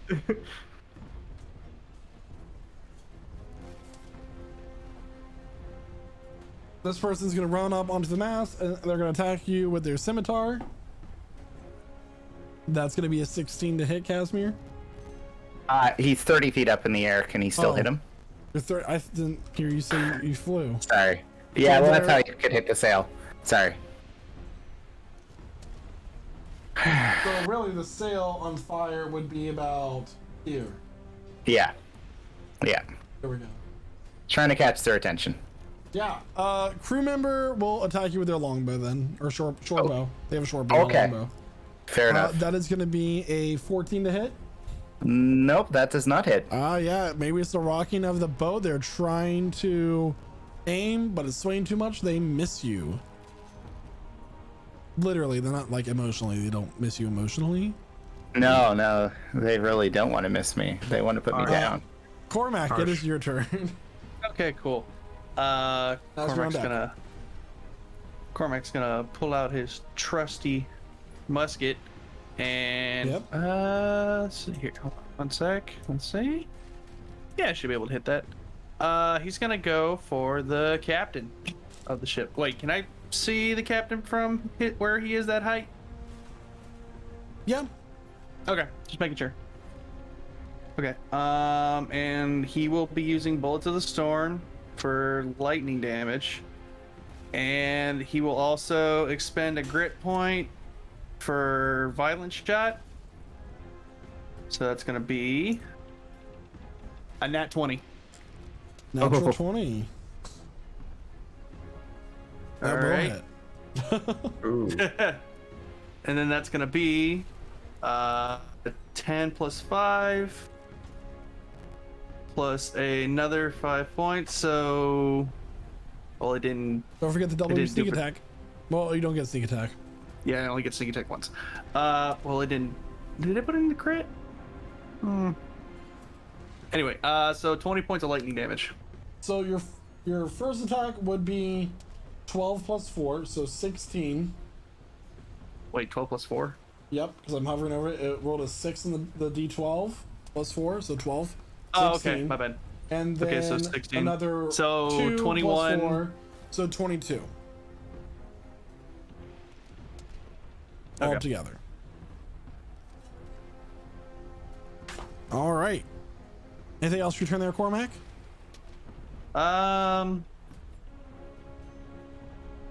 Yeah, let's, you know what? He's gonna action surge. Do it again. Do all that again. So, grit point, He's gonna take another shot. Oof, that one's gonna be 11. 11 will not hit. Yeah. Okay. It's now Nazmir's turn. Okay. Okay, cool. Nazmir's going to go up to about 20 feet that way. He's going to cast Acid Splash on these two right here. Just like right there. Okay. They must be within... Oh, sorry. They must be within 5 feet of each other. That is not the case. Oh, dear. Okay. In that case, it'll just target... let's say... Hang on a sec. Just measuring something out. We really hate orange guy. No. Perfect. Okay. Yeah, he's going to target orange guy. Acid Splash is going to be... It's a dexterity saving throw. He's just going to hurl this bubble of it. Oop, that's cocked. That is a dexterity saving natural throw. 1. Natural 1. He's going to take 2d6 points of acid damage. 11 points of acid damage. 11 points of acid damage to the one marked orange.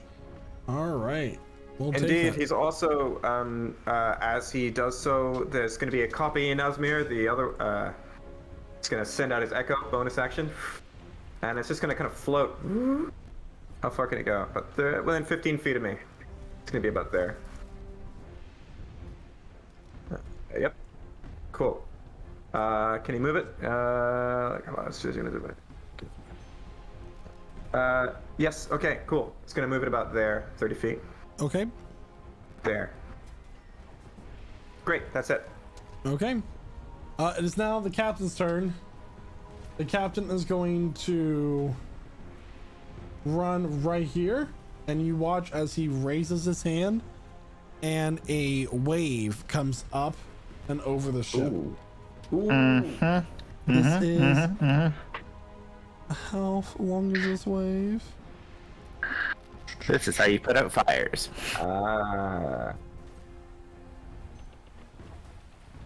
Yeah. So Everyone I do the wave. need Zulkifli, Aspen, and Cormac all to make a strength saving throw, please. Man. Strength saving throw, huh? 13. Come on. So close. Then it wasn't. Rolled a 14. Close to what? So we had a 13, a 14, and what was Zulkifli's? 6. Okay. I need to roll a percentile die here. Mm-hmm. Say Nesmir has to make one too? Nope. Okay. Because it's only a 20-foot wave. Got it. Let me just roll this percentile die here. Thank God for water breathing.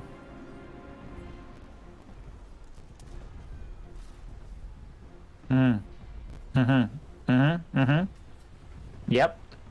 Okay, that's what I thought. So, Zulkifli, Aspen, and Cormac are all pushed to the other side of the ship.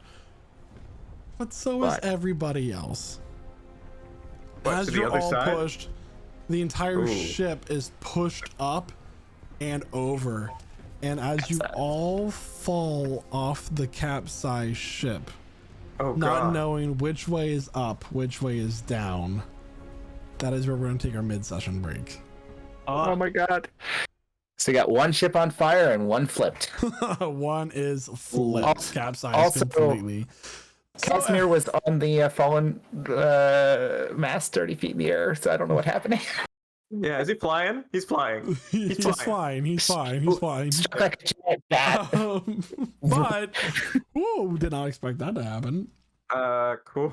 But everyone, we will see you here back in just a second. I will note that I, as some dungeon masters who made a mistake earlier, the form that Astra used, she gets to use the attack on the same turn she activated, and then subsequent turns after that. When she did roll initially, the attack missed, so no damage was missed there, but it's fine. We know that for the future. If you are just now joining us, or you have joined us late at any point in the session, my friend Noah has some news for you. I am his friend Noah. The news is we're on streaming platforms. As you have noticed, you are either tuning into us live on the Prestige GC Twitch channel. Hello, chatters. Or you're listening to us over on any of your podcast streaming networks. You are also watching us on YouTube. There we are, right there, Prestige Encounters. You either found us already, or you're finding out about it now. Either way, go find us wherever you like.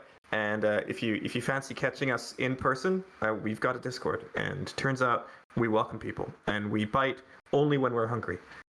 That's it. That's what I had to say. Thanks so much, Sean. Don't forget, everyone, that as you're watching the stream right now, you are earning bones. These bones can be traded in for a variety of rewards in our Discord, such as letters from your favorite character here in the campaign.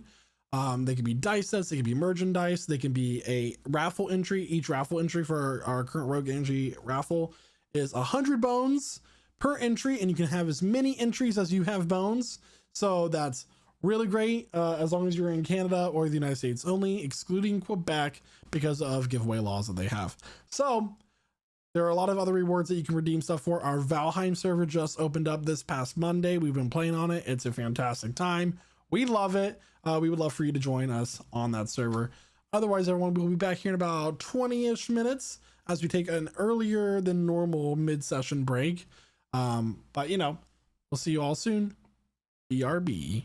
And welcome back, everyone. So, as you all are, the ship has capsized. Many of you were thrown overboard the moment that the wave happened, but some of you are currently stuck under the ship. For those of you who were on the deck of the ship when it capsized, currently stuck under the ship, what are you doing? Would that include You. me? So anyone that was not hit by the wave, which I think was Zulkifli, Aspen, and Casimir, and Cormac. He got thrown under as well from the mast. You're on the mast, but the mast would have gone down in the water. Okay. So you're not under the Okay. ship. Cool. I think Nazmir would be, his echo's broken because he's been thrown away from it, but he's going to manifest a new one as a bonus action, and together he's gonna, they're both gonna swim forward, looking for people who are tangled up and trying to free them. Okay, for this, go ahead and make an investigation check as you're kind of looking around. Okay. 17. 17. Okay. You manage to start finding people using your sword. Nazmir will start to cut them loose with like them. They're tangled in the rigging. They're like stuck under. There's a like cloth from the sails. Both Nazmirs will be fanning out, and he's gonna change places with his echo and like do more of that shit. Yeah. Yep. Astra, what are you doing? I would like to drop Starry Form Okay. and Wild Shape again into a Reef Shark, Okay. and then head about 30 feet in the direction of the other ship. Okay. And if you need to, the stream can't see the map right now, but if you the ship is just what it is upside down right now. If you want for everybody's reference to like move your tokens around, you can do that. Yeah. That's gone. Would Kydro be moved at all? You would be underneath the ship currently. Okay. All right. So Aspen seeing Astra turn into a reef shark, Aspen will follow by doing the same exact thing and turn into this reef shark with milky white eyes covered in like fungal overgrowth. You just have a number of like barnacles and algae and stuff just hanging off of your sharky Yeah. form.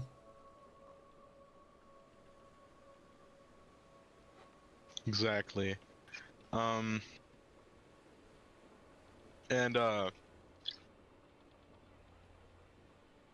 seeing as Aspen would have been like right next to Zulkifli, I believe, he will kind of move over and like wait for Zulkifli to grab onto him.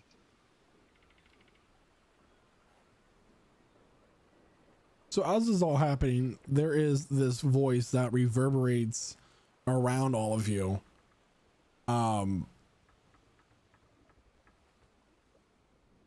It is time to surrender. Come to the surface. For those of you who are magic casters, you would recognize the spell as thaumaturgy. A number of crew members are already up on the surface, like where between the two ships would have been. They're kind of holding onto the mast that is now floating on the water.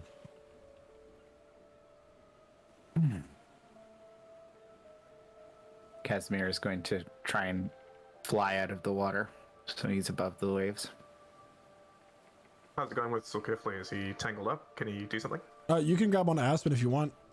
Oh, I've got well, okay, in that case, I'm gonna attempt to grab onto Aspen, but my bonus action, I'm underwater, and I'm gonna just start sprouting orange fur. My fingers will lengthen into claws, and there's a tail growing out from underneath my silks, and as I reach out, I'm a fully grown were-tiger. Grab him, and I'm gonna swim to the surface, and I'm trying to go for the other ship. I'm trying to look for rigging that I can climb. Yep. So I will say that there is rigging about here Yeah. and here, Okay. Where? between the back two cannons.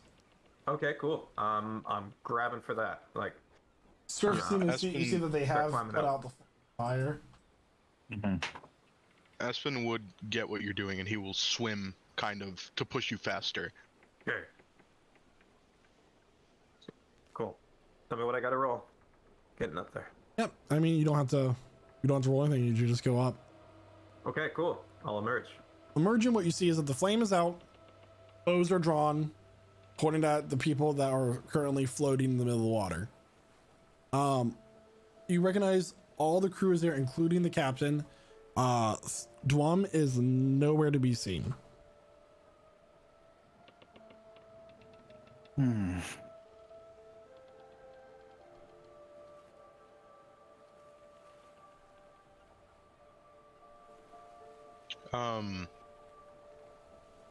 Aspen will swim around and look for Dwum. Go ahead and make a investigation check as you're kind of like searching there's crates kind of like floating, kind of starting to sink down. Stuff is still caught in netting that is upside down. All right. Investigation, you said? Mm-hmm. That's a 19. 19. Can't find him.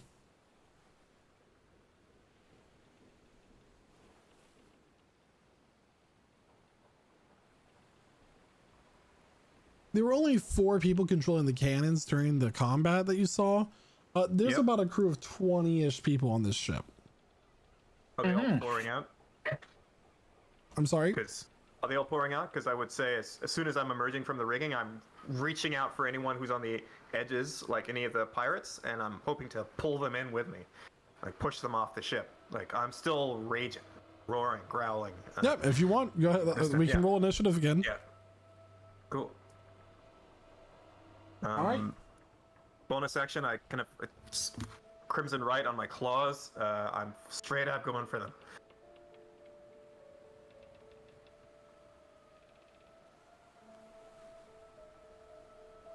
This is gone.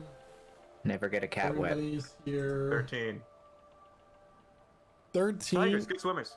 Everybody go ahead and 13. roll initiative then. And I would just like to make note that during this time, if any of y'all are to look into the water in between the 2 ships, you're just going to see this bioluminescent shark. It has these bioluminescent spots on it, just circling in between these 2 ships. I believe we roll initiative using the shark stats since we Yep. are wild shape. That is very Ooh! I rolled a nat 20 for 21.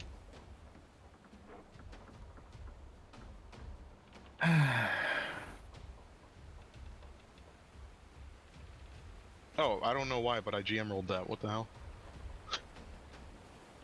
Let me roll an initiative again. And just put that in there.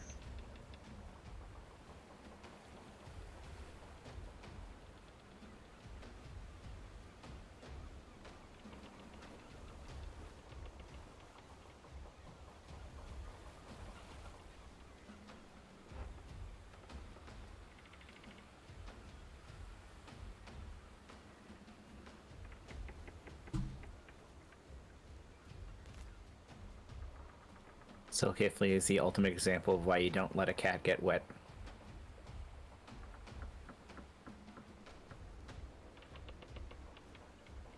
Beeline rage. He emerges feeling refreshed. He hasn't gone for a swim in a while. He should really like swimming.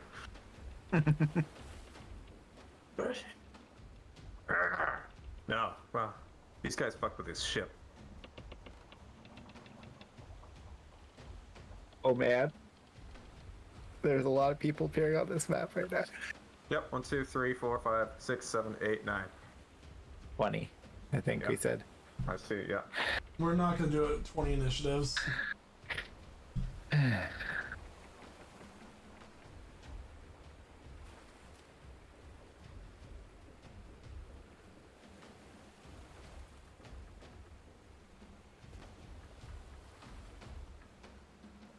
Okay, so if you do not have a swim speed at your current level, you are swimming at half speed. Important to keep that in mind. Please excuse me while I just pull up this. There it is. Okay, so the Kifley came up, started to attack, which reinitiated initiative. At this point, it is now going to be Kydro's turn first. Do we need to use climbing speed for the ladders? Or is that just normal? That will be normal movement. It's 10 feet of movement. Okay. So, looks like Kydro's swimming 20 feet Ooh, through the water okay. because it is difficult terrain. And then 10 more feet to climb up the ladder. Yep. Okay, so that's 30. And then he's got 10 more. So he'll just go right here. Just pushing past little Kifley. Right next to this orange guy that he's had a grudge on since the fight started. But he's just ready to lay into him. So he's just going to start Draconic striking this man up. So Let's say we flow of blows here. Let's do 3 attacks. That's a 15, 19, and 16. Only the 19 hits. 16 Wow. just misses. Okay. Let's see what we're dealing with here. So that'll be for 8 fire damage. 8 points of fire damage on the one marked orange. That one's the only one that's been hurt so far. Okay. And he's going to just go ahead and mark him, his favorite foe, by doing that to add a little extra fire damage. It's 3 more fire damage. Okay. And that's the end of the turn. All right. It is now the captain's turn. He is going to cast control water again. And this time, anybody who is in the water, he is going to cast a whirlpool. Shit.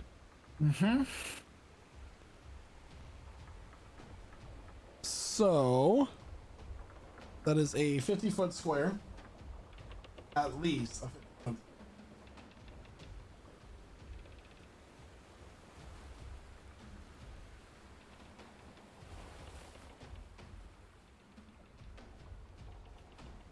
Was Casimir successful in getting out of the water?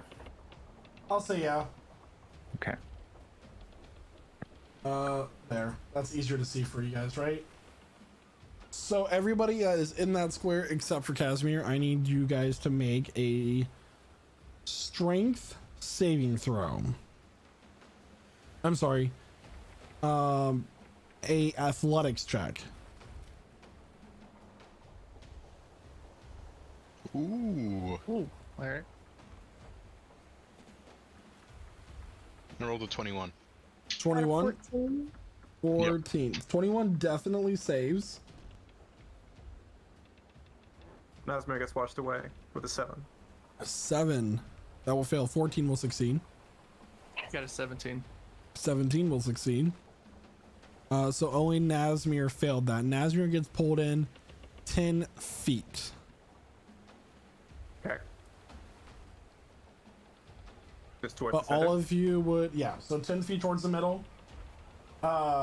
Astra and Aspen and Cormac, you end up outside of it.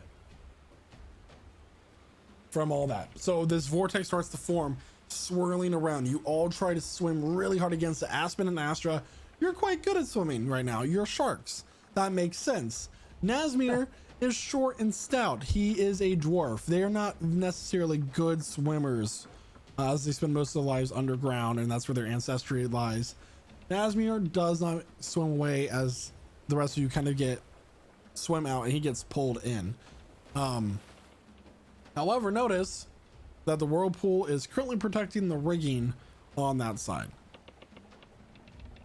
So that will be his turn. It is now Aspen's turn. Alright, so,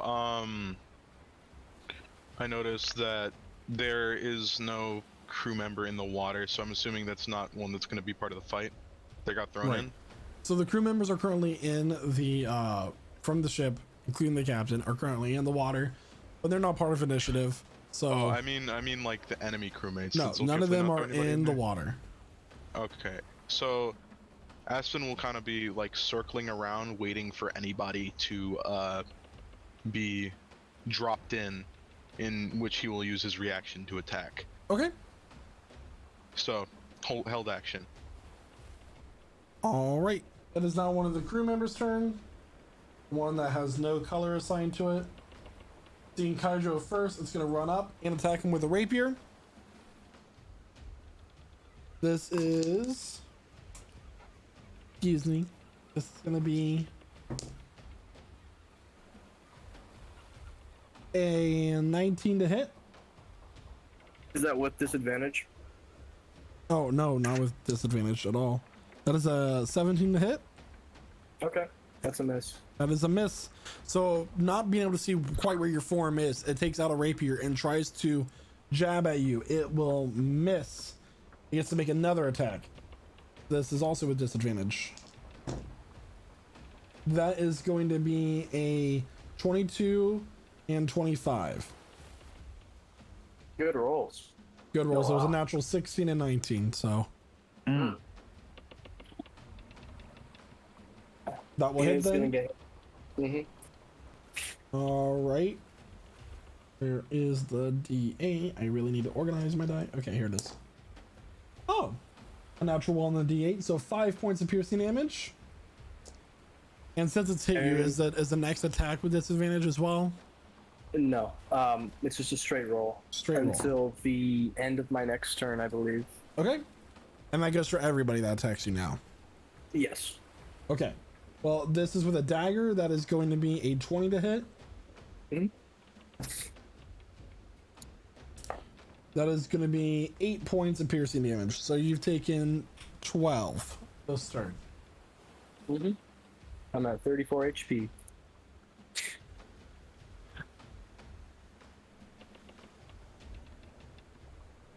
All right. It is now Casimir's turn. Okay. So we're just saying these are the guys who are active engaging. It's a larger group. They're all holding their weapons. Do they all look? They're hostile now, correct? Yes, they are now being. This will carefully climb to the ship, showing aggressiveness as a were-tiger. Started initiative. Still gonna take the riskier play. Yeah. So he's gonna fly next to Zulkifli. He's gonna sheath his sword.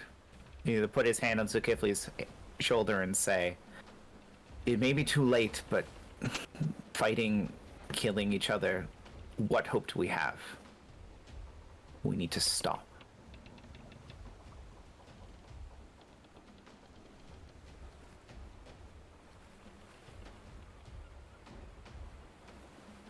Be a persuasion check. Yeah, it's not gonna go well. Yeah. Is that a disadvantage? No, I don't know. Because of exhaustion? Oh no. I will let Zulkifli decide if this succeeds or fails, because I don't really like persuasion against each player, like player versus player persuasion, because you guys can think in your own mind as your character, you know? You know what it would be. Yeah, he's kind of made a, I mean, he seems sincere, but he's kind of hoping. I don't know. Gotcha. Okay. There's a moment of hesitation.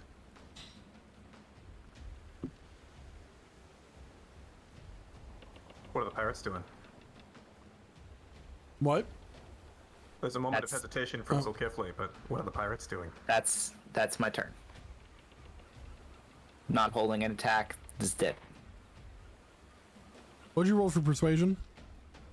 I wasn't good. If it was at disadvantage, it was a 4. If it was straight, it was 19. Okay. All the pirates are gonna hold their actions for the next 3. The 3 people that go. Astra, it's your turn. I will follow suit of Aspen. I will just continue circling, holding my action, just right around in this little range. Actually, pause, scratch that. I'm gonna dash around this area under the ship. Boom, boom, boom. And I'm going to be there. That's Okay. it. Okay. Zulkifli.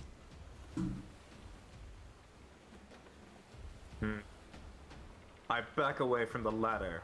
I move right through these folks. What are they doing? What are they? I'm reading their motions as I go. 10 feet this way. Make an insight check. Okay. I mean, are they trying to? Is that a trigger? Are they like loosing, or are they just watching for that? They That's a are. 12. What was it? 12. 12? That's enough. They're holding their action. They're waiting to see what you do. They're waiting to see if you attack them again.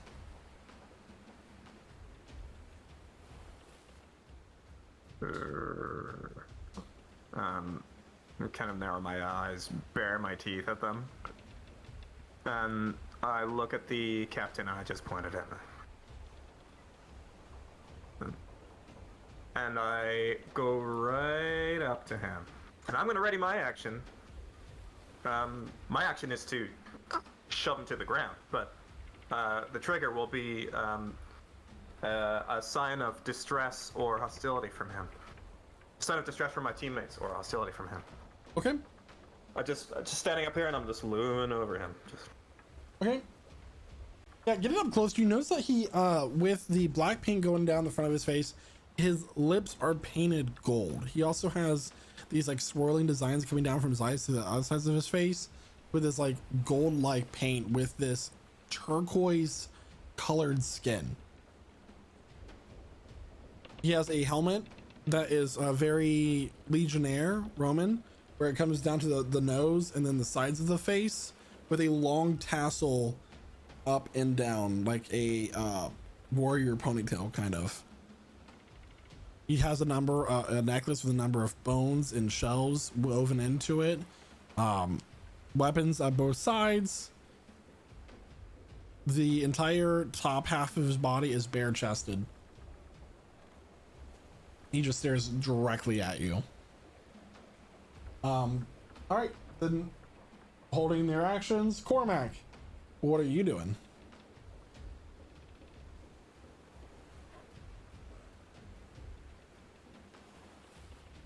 Cormac is going to hold his action as well. What is Nazmir doing? Nazmir is Franco just sort of materializes right there, and then he switches places. Yeah, he switches places with it. Oh, I will say that at the start of his turn, he needs to make another strength save. Oh, sure. Okay, let's do that first. 19. 19, that will succeed, so he can swim away from the vortex and teleport up onto the ship without damage. Okay. And he's gonna whirl around. He's got his sword out. And then he just sees that everyone's holding still and he doesn't quite make contact because Nazmir's a very considering guy. That's his turn. Hydra, what are you doing? So, I'm thinking Kydra is just beating on this man right now, just trying to knock him out at this point. I'm gonna start with the Draconic So Strike. just to clarify, everybody's holding their action, and you're gonna beat on the man? I mean, right now. I mean, Kydra's doing his thing. Okay, that's fine. Kydra's looking around. Just kind of confused why everybody's like, just not finding his like. He's gonna throw his punch anyway for a 17. 17 will just hit. Silvery barbs. Somebody barbs. Sorry.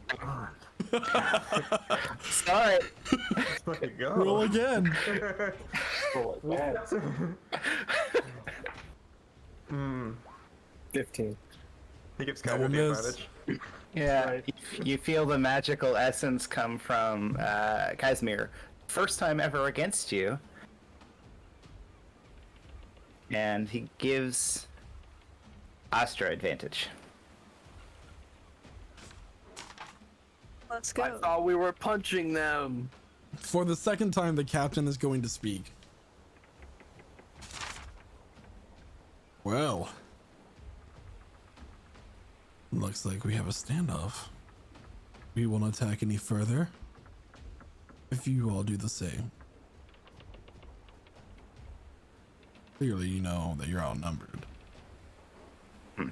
We also don't have a ship and you do. Did I insight that? Yeah, roll for insight. He's gonna like kind of nod over to the whirlpool that is currently ravaging the crew members who are still in the water. Yes, could you stop that and spare them? Feel free action, drop it. This will be at disadvantage due to exhaustion. Yep. Just to clarify, that is an 11. Not super good. Hard to read, seems sincere. Kydra's gonna keep his hands up. It's just like, okay, I suppose. At this point, does anyone plan on attacking in this initiative? No, but I would like to do something. Okay. You know how great white sharks can launch themselves to feats of up to 10 to 15 feet out of the water? Yep. Would I be able to do that onto the ship? Make an acrobatics check I'm on it. with Catching disadvantage the because sharks. it is the shark a. stacks. You are exhausted. 4. 4. At this point, Astra tries to leap up on the ship, but she kind of just like wet smacks the side of the ship and falls back into the ocean. Like, really picture that in your mind. The shark tries to jump, smacks into the side of the ship, and slides cartoony down and back into the water. It sounded like it's gonna be so cool.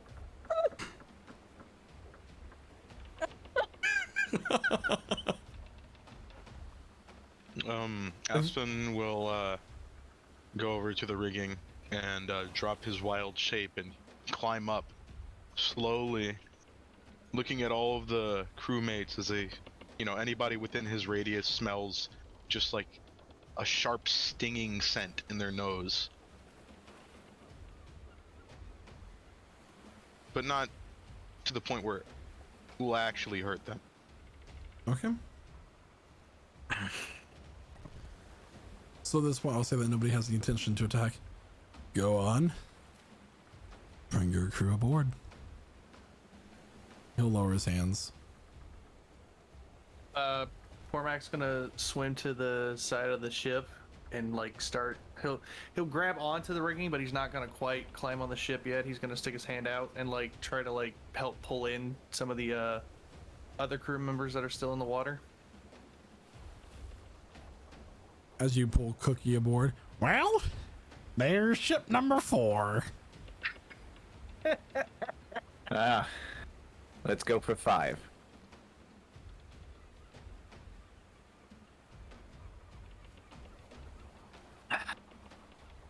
As you all begin to climb aboard the ship, the crew begins to climb aboard the ship. The captain's going to whistle, and a number of his crew members are going to jump into the water with this net, and they're going to start to wrangle up all of the stuff that fell into the water. There were chests in the bow of the ship on the second level. There were crates of airtight food stores. There were a ton of other things, and they're just going to start gathering this all up as he continues. Well. Welcome aboard.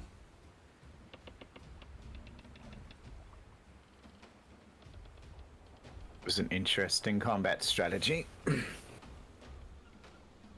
Can't say I haven't used it before, but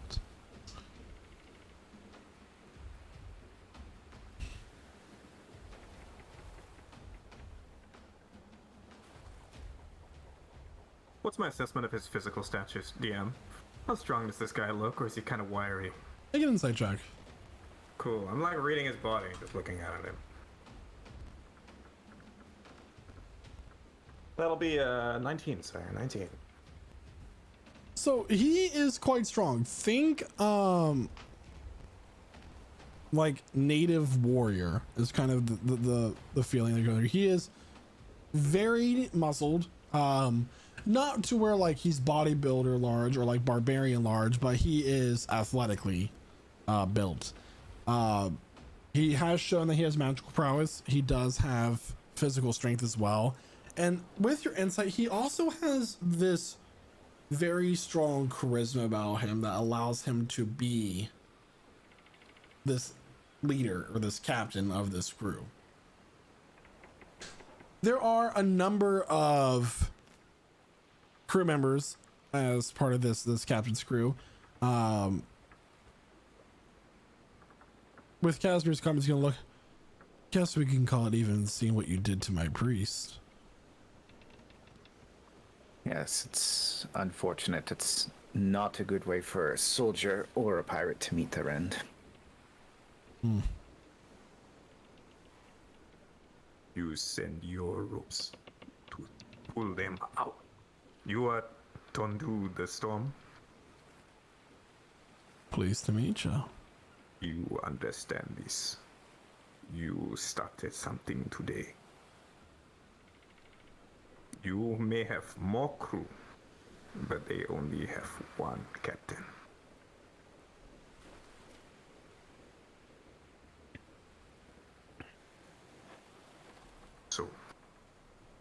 What now? That's a good question. Because I should like this answer.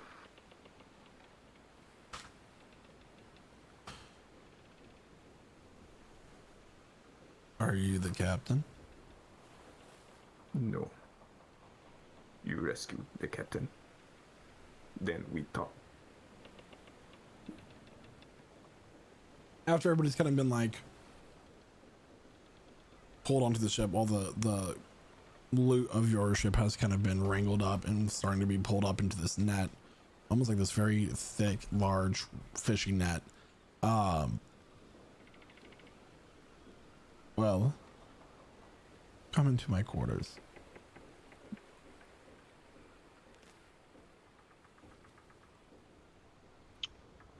What? Aspen. To them? You say you guarantee safety for them. I cannot guarantee that. Then we talk here.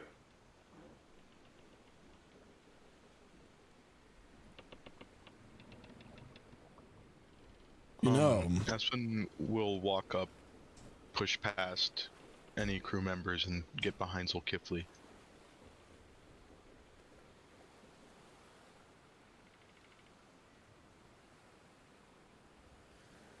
I feel like I am being rather courteous to your group. Your ship capsized. I brought you on board, decided not to kill you, decided to not leave you floating in the middle of the sea. And this is how you greet my hospitality.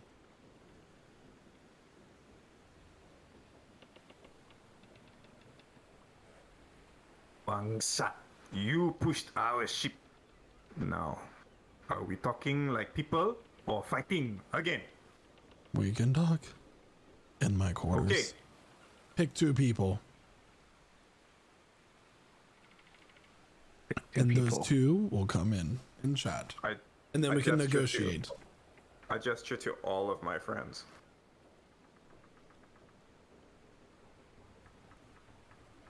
Two. I'll go in.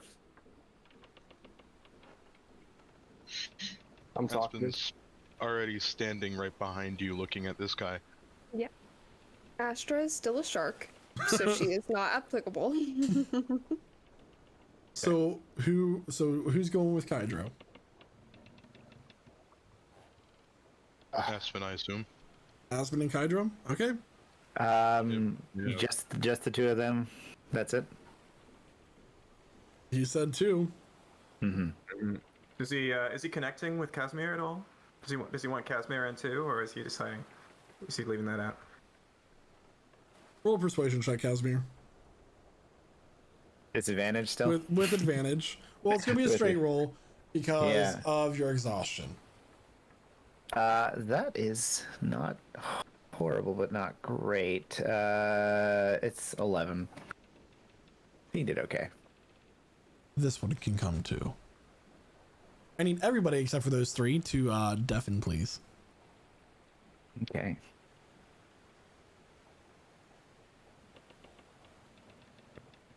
Aspen, Kydro, and Casimir may stay listening. Oh, me also? No? Okay. Nope. No, you can bring it in the good, the bad, and the ugly.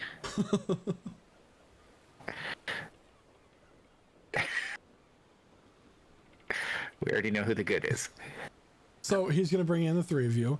The inside of his quarters is interesting. It looks like he's taken a number of artifacts from a number of ancient ruined jungle-like temples and has decorated his quarters with them.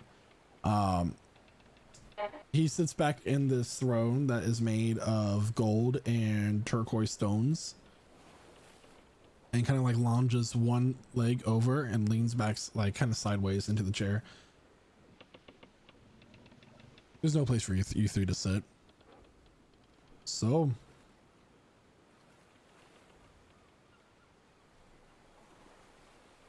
I let you live.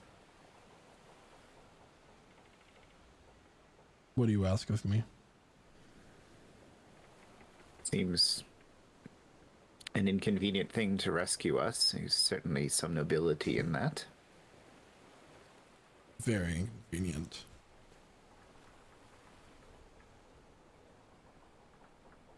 Say, we were passengers on that ship. Not the crew.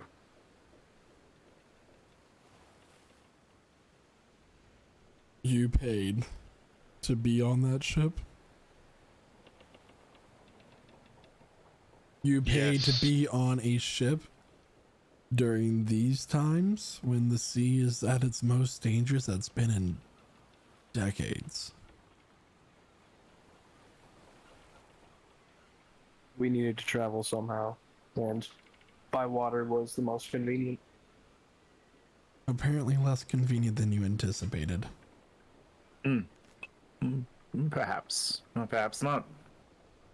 Apparently we chose the wrong crew. Apparently so. And now you find yourself in the company of the Amber Throne and its crew.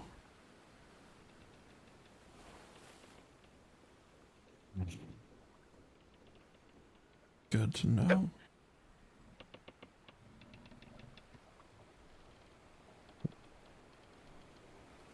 What are your intentions with us, I suppose would be the better question. I count that including your group of 7 and the crew, there stands to be about 24 of you.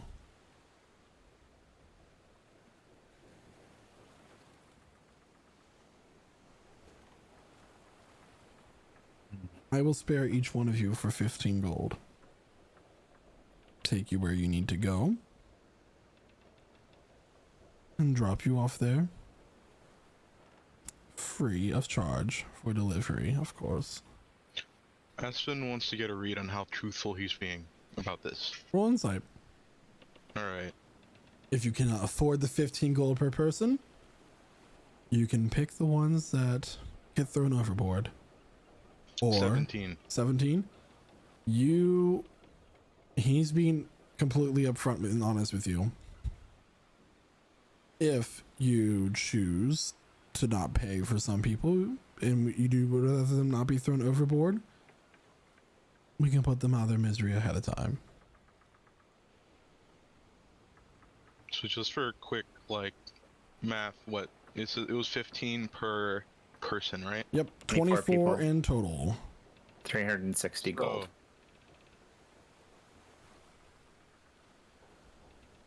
That's That's been, 360 gold. Alright, yeah, Aspen looks over at, Casimir and Kydro. Just for, to see how they react to that information. Seems a rather interesting price you set. Is there any conditions attached with something like that? We keep all the cargo that we pulled from the sea.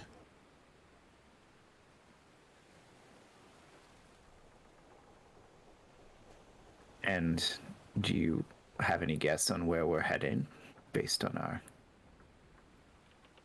Seeing that you were heading north, there's only 2 places that you could have gone. The Elven Kingdom or the Dwarven Kingdom. My guess would be the former rather than the latter. You see, I might be the captain of what some may call pirates. But I'm not dumb. Wouldn't presume with your talents that you would be dumb. And if we were heading to Yundul Beleg, what would you make of that? The obvious choice. I'll drop you off at port. I will sell the cargo I have commandeered. And everyone that you have chose to save will be safely delivered and left to defend themselves. He I'd like looks... to throw my opinion into this, perhaps. That's why you're here. As far as I'm concerned, the crew we brought with us, the captain themselves, the cargo, none of it really is on my consciousness. We're passengers to the ship. If we weren't even here, this would have happened regardless. But frankly, we paid a pretty good price to ride this ship. If the captain wishes to save himself and his crew, he can pay for that. As for us, well, you said if, those that wouldn't pay would just get thrown off the ship, correct? But the way I see it, being my friends, us the Seekers, we're not like the crew. We wouldn't get thrown off as easily. We put up much more of a fight. I'd say for each of us, we're worth about 5 of your soldiers on our own. And frankly, I think even though we may be outnumbered, I don't think we're outpowered. If that makes sense.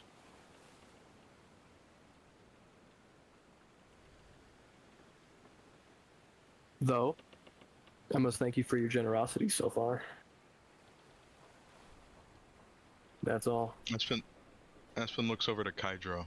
It's kind of just like frustrated and a little bit disappointed look at what came out of his mouth.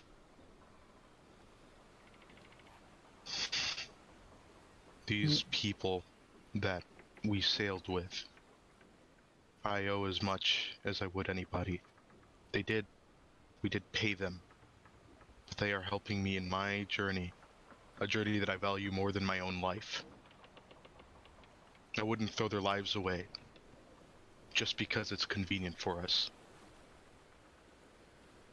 Though they wouldn't really be interested with your journey if it weren't for the gold we had spent on them. I do not So is care what part of the ship you are. The ship as a whole chose you three to come represent them. You will go deliver this message. We have your terms. So be it.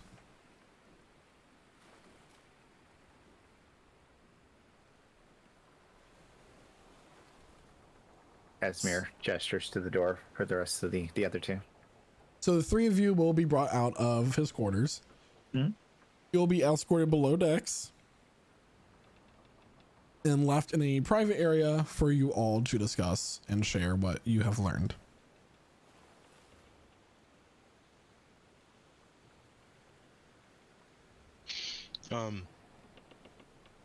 The captain of this ship says that we are to pay, what was it, 15 gold per person we decide to keep aboard the ship, and they will deliver us unharmed.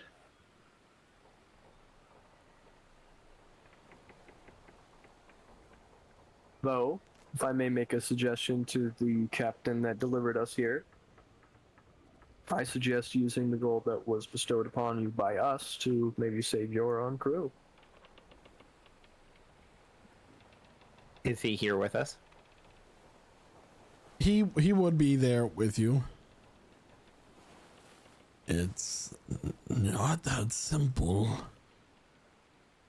That money was spent on the cargo and the food and supplies and paid to the families of this crew. It's not with us. That seems smart on seas filled with pirates. Lad, he's gonna look at Cormac. Do you still have what I told you to get? I guess Cormac's gonna check his bag.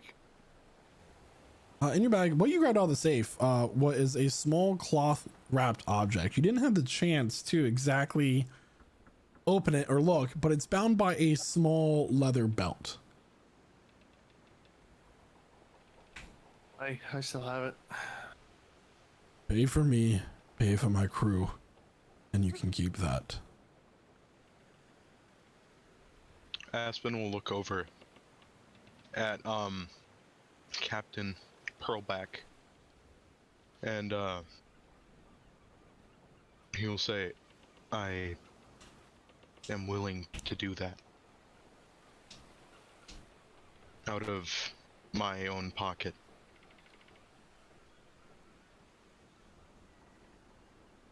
Because any money that goes towards this trip is going towards my goals.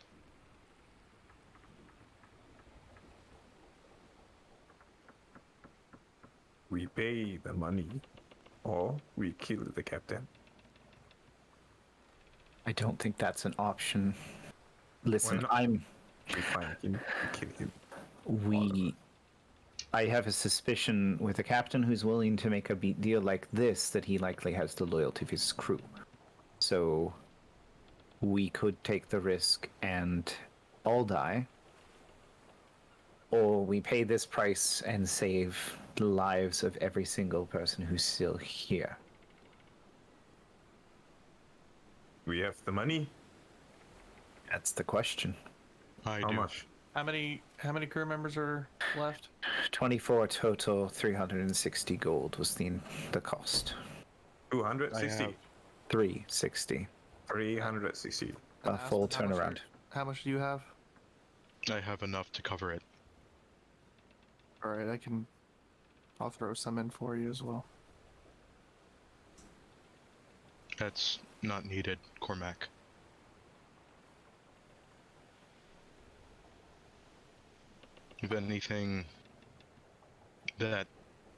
If there's anything that money has taught me, is just how evil people can be. What if all he wants to know is if we have that money? Huh? Then we give the money after tomorrow night, whatever. He comes and tries to kill you, takes all of the money. Why not? He now has us. We have to watch him.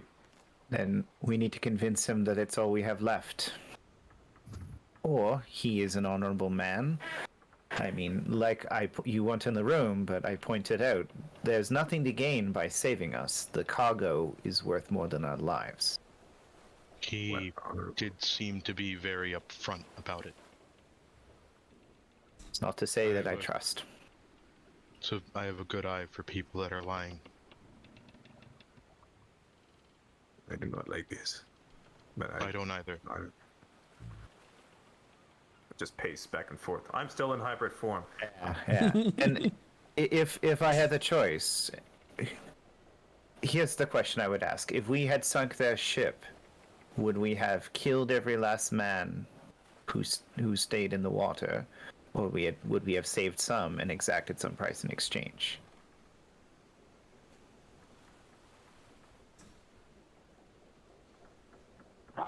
I don't know. They did this to us, They're pirates. I understand. and they will do this one more time after, and again and again. And nothing we do will stop that outside of killing them later. But do we seem to be in a position? That's the question. That's why I stopped the fight. These people surrounding us were dying for no reason. Right. It can't just be about us. Okay, but if I see them coming for us, hurting, killing, I will not wait, and no listening. I will. Absolutely. Even if they disarm us, we're still formidable. So they're taking my weapon. They didn't say that. That's an interesting quandary. All Perhaps- he said was that he would spare us and make sure that we get there safe. Yes. And the question being, he let us into his quarters, 3 of us, with our weaponry. I suspect it's 150, 1,560 gold pieces so far. Okay. Still some more cheaper than airship. yes. And who knows what the next week is going to be.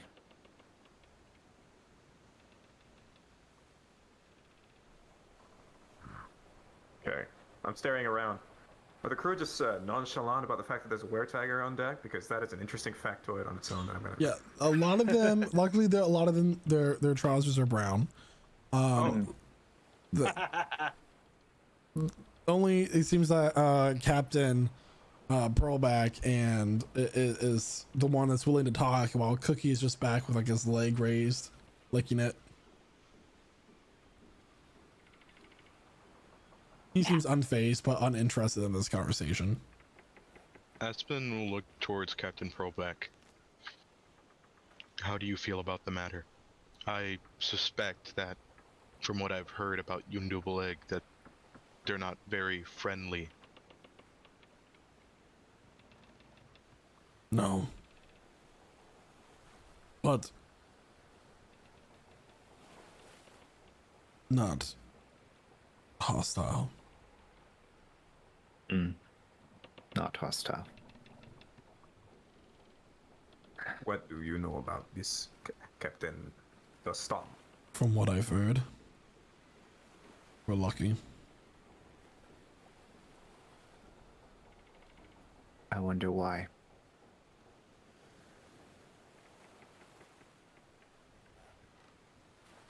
Maybe later things will change. Maybe we are not so lucky. Maybe he finds Kaijo attractive.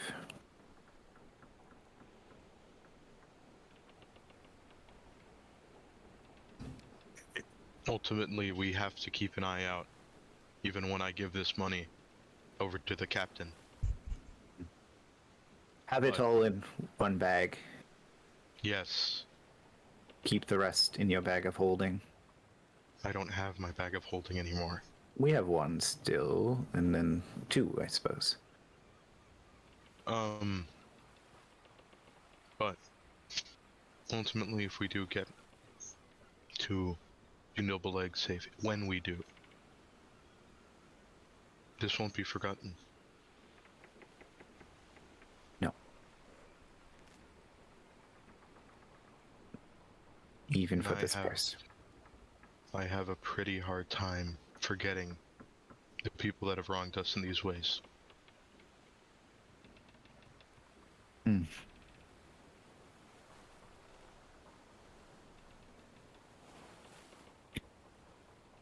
Live to fight another day, they say.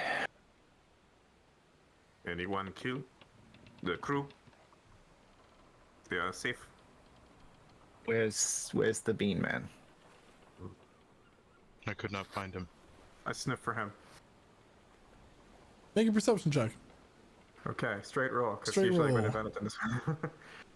Okay. 24. You can't smell them. You get a lot of salt, a lot of mildew, a lot of sweat. Did we see them scooping up any, like, cans of beans? Okay. I'll go look for him. Start just trying to find him. Aspen, I suppose we need to give the captain his answer. Is the captain in the room with us, or? They led you below decks to privately decide amongst yourselves. So, okay. I will give you, Casimir, the money, and you will hand it to him. Seems like a satisfactory choice. At least today I can save our lives instead of... He just holds his hand out for the money, doesn't say anything else, just hesitates. Aspen digs his hands with it and pulls out 36 platinum. And gives it to Casimir. Okay.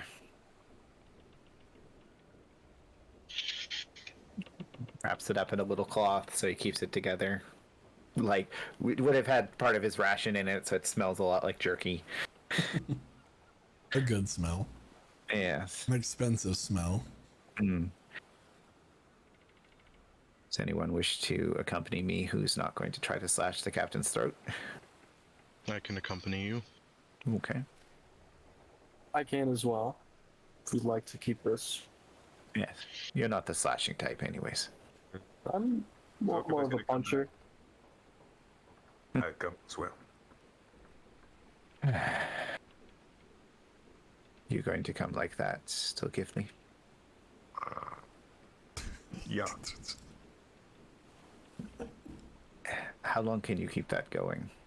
1 hour. Okay.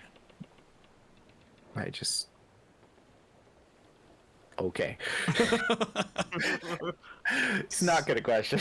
So, those of you who are going, ascend the stairs, and he and all of his crew are just sitting there waiting. And he's like leaning up against the doorway of his quarters, which is underneath where the wheel would be. So, you've made your decision. Yes. We have decided to pay. He'll hold out his hand. Holds out the jerky money. He doesn't even count it. He just tosses the bag in his hand a little bit. Very well. Lower the sails. Raise the anchor. We are going to Yundul Beleg, everybody. Captain, He'll turn around. just to refresh my memory, what is your name and how do you spell it? My name Damn, it's fighting words. is Tandu. That's Tandu, the storm. Aspen takes out his journal and starts writing down the name, and then closes it and puts it back on his side.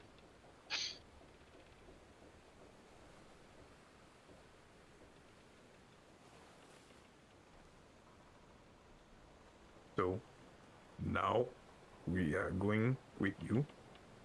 You are. So we are crew or what? You are guests.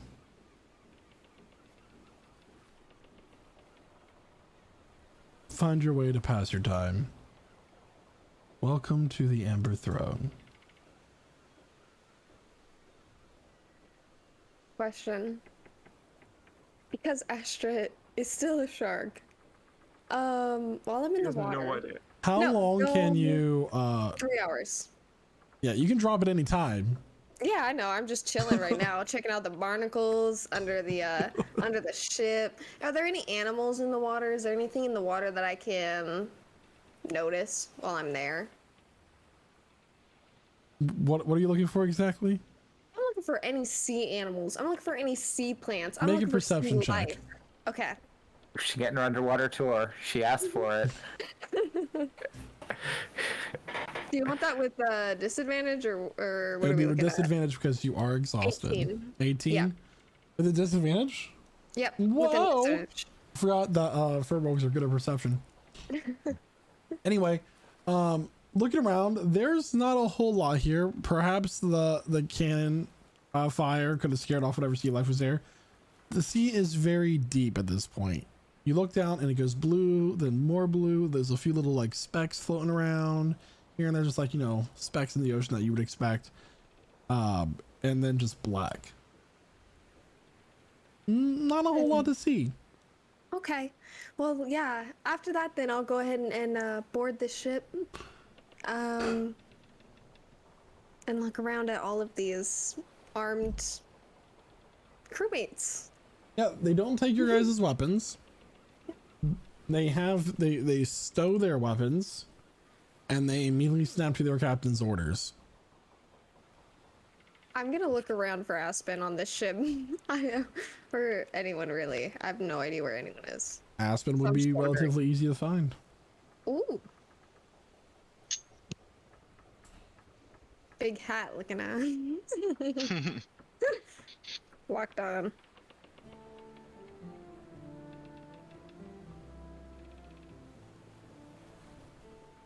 And soon enough, the ship turns around and starts sailing north.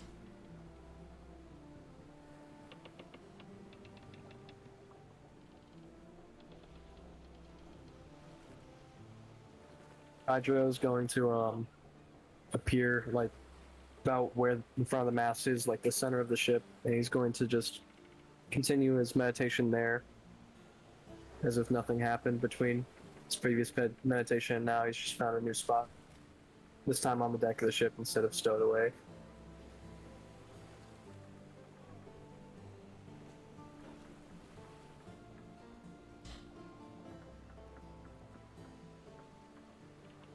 Tandu will take the helm. By now, Zulkifli's form is just sort of shrank down. He's back to being a human again. The fur is just going to recede into his skin and blow away. There's always a shedding afterwards. It's this orange fur just sort of all over the sail right now, and it just gently kind of blows away. Yeah.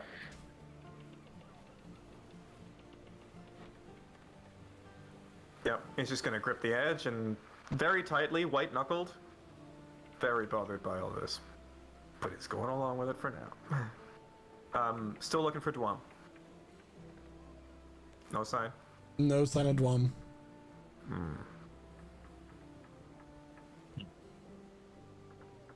You mentioned the captain was at the helm again, right? Mm-hmm. Okay. Just keep that in mind.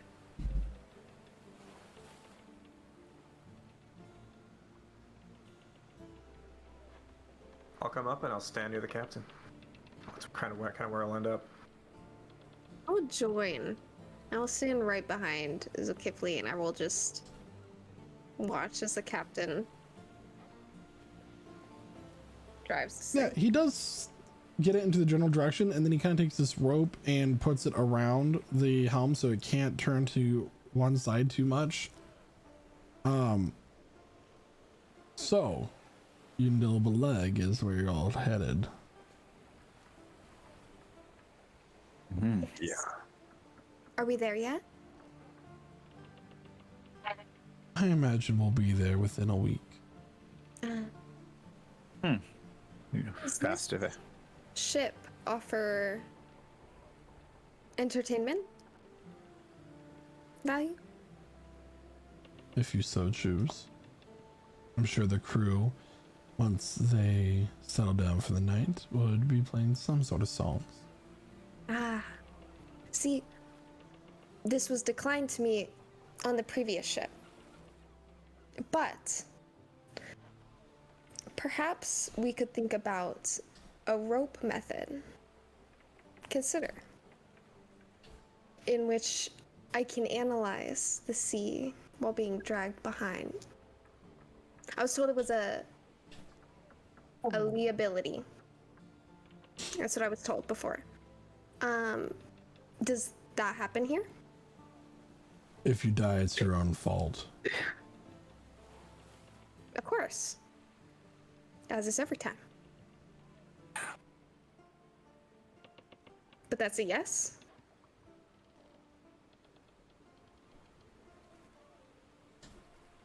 Not today. Yes. Dang it. Okay. I'll see you tomorrow. Just gonna wander off to explore the ship more. Kind of just looking around. Happy to be here. He's gonna look over at Zulkifli. Don't be so upset. You might have lost some gold, you might have lost a ship that you've commissioned, but it's worth it. You steal our cargo. You kill our friend. Only Maybe. one person died during that fight. And it was my person. My person also. I cannot fight. That doesn't mean he's dead. He's not a stain on the deck of a ship, is he? My nose is very good, and I cannot smell him here. Who's to He say is that gone. he's here? Your two nature friends, they're not from here. I can tell. And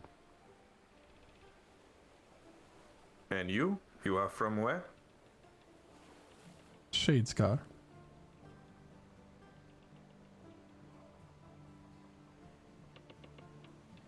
Adiska. You are from Adiska. From Paserapi. I am.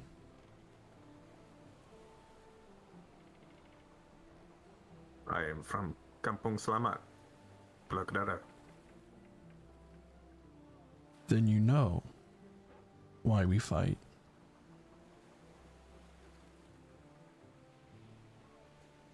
You are fighting the Empire.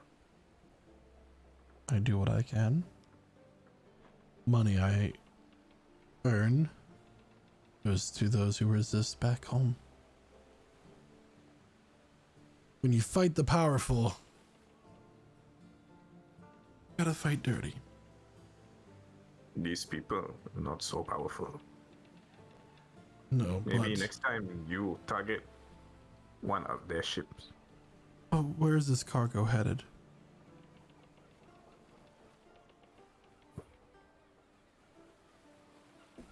If The Trakia money lady- for the cargo. Whose coffers do this taxes pay?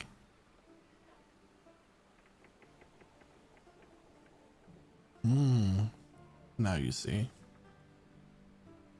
That money goes to the further attack of your and my home. Until we lose our ancestry, we lose our sacred grounds and temples, lose our way of life, and soon we're just shadows of history.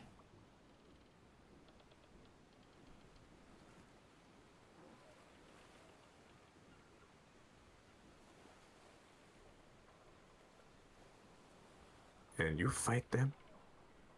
You and who else? He'll just smile. It's getting late. Perhaps you should find some sleep. You look like shit.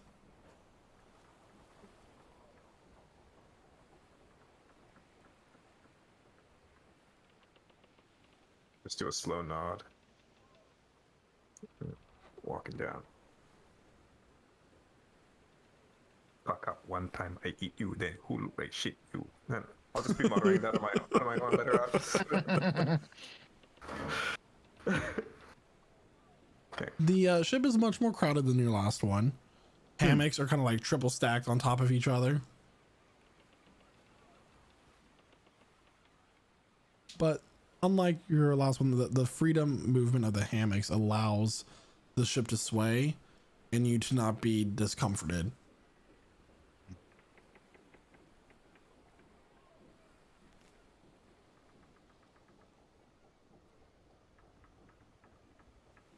Okay.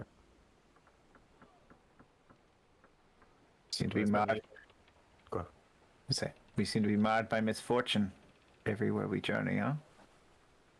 Yeah. Misfortune. Illness.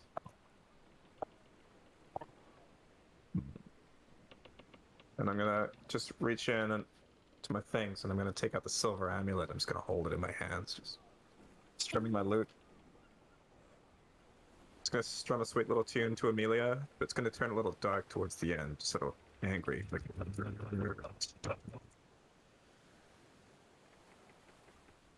I'm gonna look down sadly at the amulet.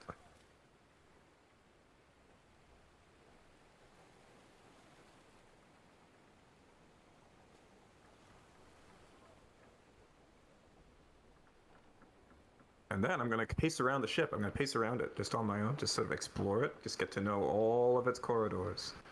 Yeah. As you all are kind of like sitting there, eventually you're going to hear this kind of knock on the pillar where you're all like resting on your hammocks. You turn, you see this woman. She has kind of this pale white skin. She has long dark hair. Her skin has the shape of scales as you get past her neck, kind of silvery in color. Captain wanted me to give you these. She'll hand you a couple like quarter loaves of bread. Each one of you will get a quarter loaf. A little bit of butter.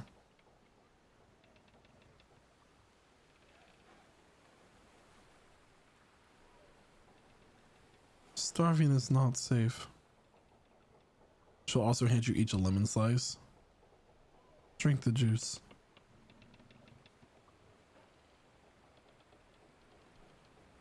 Astra is going to eat the whole lemon slice, peel and all, similarly to how you would eat an apple slice. Love that for you. Yeah. So It's real bitter. good. So bitter.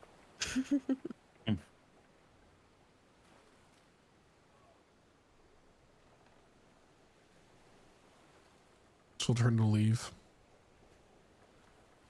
I'm munching on some jerky at the moment while I'm pacing through the ship. Is this the first we've seen of her amongst the crew? Thinking about it, she was part of the crew when you first boarded the ship, but she wasn't noticeable from the beginning. She only joined after we continued to fight. Right. Nazmir's gonna say something sweet, like, "How's the crew faring? Are they treating you all well?" We're fine. Thank you. Cool. She turns around. His double is there, just sort of helping her, like with the tray. And Not at all creepy. Nazmir's going around using prestidigitation on all like the mildew spots on the ship. yeah, both of them. On the crew, because they all need it after the Zukifli moment.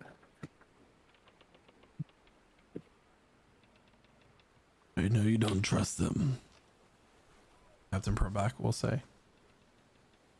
Eat the food. If they decide to turn on us, we'll need our strength. Unless, of course, it's poisoned, and then I don't know. You'll smell it. Doesn't seem like it is, though.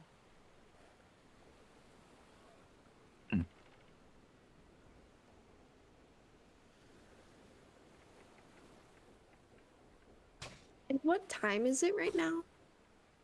It's getting to the late evening. You've been sailing for a few hours by the time the bread is brought. The conversation with Zulkifli happened about 20 minutes ago. I would like to seek out Kydro. Where is he on the ship? Right in front of the mast. Okay. I will approach you from behind. Kindly tap your shoulder. What are you doing right now? He's doing his little meditations. His eyes are closed. He just strikes a different pose every few seconds. Maybe I should. Impeccable balance. Flexes. For no reason. Hydro, can I interrupt you? I have something Yes. for you. Saved it from the ship situation, and she's going to pull out a pair of arm warmers and leg warmers in the shade of a deep vibrant blue, and they're woolen and knit. These are for you. I assume with all the training you have to keep yourself very free, but it can be very cold sometimes, so these will help keep you warm. True. It does get rather cold. Thank you. I will wear these occasionally, but I will not rely on them to keep myself warm in the cold. For sometimes you must immerse yourself in the cold and become one with it. Of course, and they will not protect you from any damage, but hopefully they provide comfort to you. No, that's good because I prefer it that way. I prefer to get hit. I'm gonna chat, dude. What? My skin gets Okay. harder every time I get hit.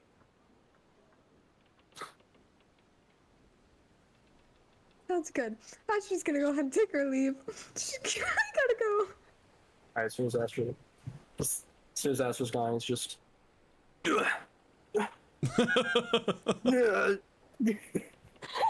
He's hitting himself, knocking more teeth out.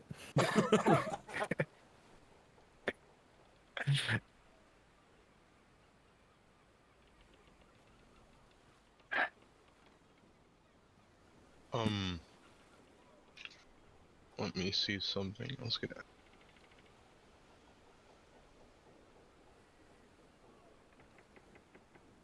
Hmm.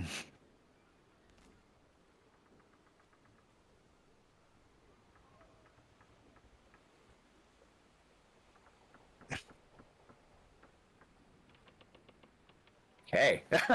I was waiting on Espen to say what he was going to do, but Yeah. Um, Me too. Yeah, I mean, Aspen would during this trip, he would like to take any of the mushrooms that he's foraged over like however long, and he would like to start crafting a poison. okay.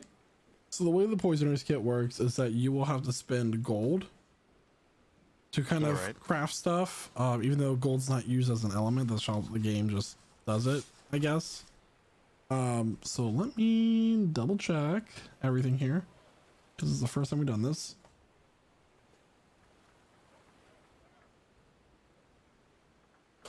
Go ahead and make a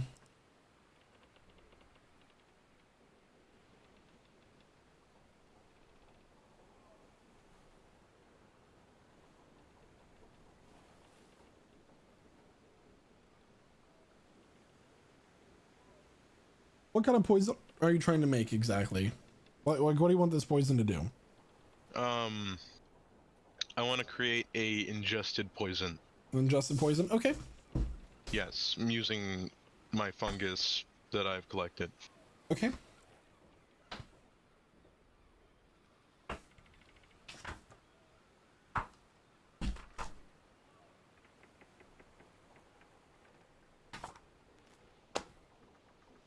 Oh, here it is. Da, da, da, da, da.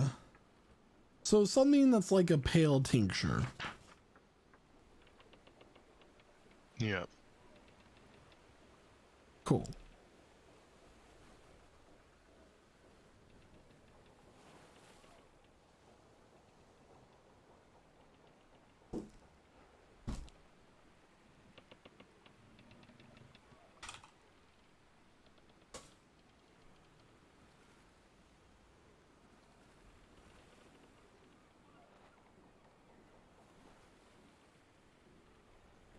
So that's going to be, that's going to take you several days to make.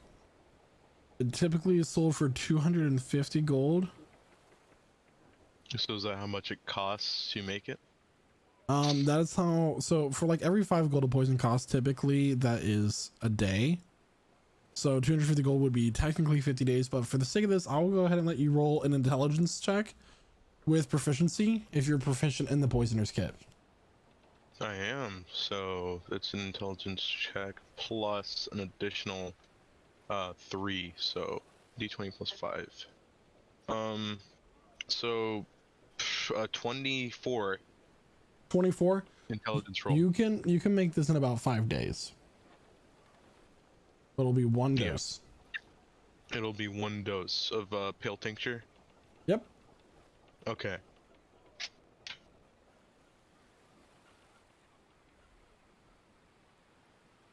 And all right. Does it? You said it costs gold to make it? No, so that was my misunderstanding. Typically for Okay. every 5 gold a potion costs, that's 1 day that it takes to craft it. So a poison worth 100 gold would take typically 20 days to craft.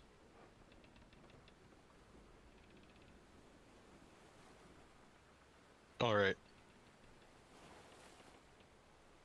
Hmm.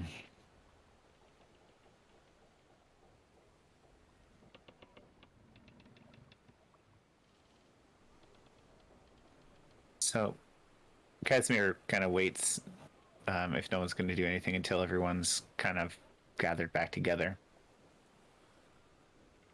We'll say that Looks- everybody kind of gathers back up in their hammocks, getting ready for that long rest for the night. Yeah, before they go to sleep, kind of nervously looks about. Well, we're back on our way. Before we get to our destination, I need to tell you something. The war I fought in was in Yundul Beleg. Was for Yundul Beleg. Or the Empire.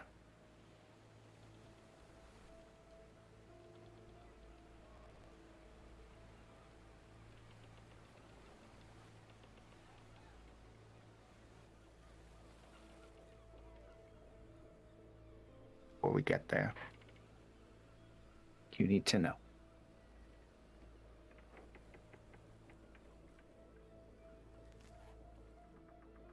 Waiting, looks at the group for a reaction. Seems distressed, as Astra seems shocked. I was gonna come in from looking around the ship. What are we talking about? Astra is just more confused as she's listening to you talk. She's. I mean, obviously, what you say, it has meaning and merit. But she doesn't exactly have the context clues to know how to play. Yeah. The reason I didn't want to mention it is, while I'm not exiled, I was released from service because the massacre I enacted was against the Elves of Dolanglad. I've lived here.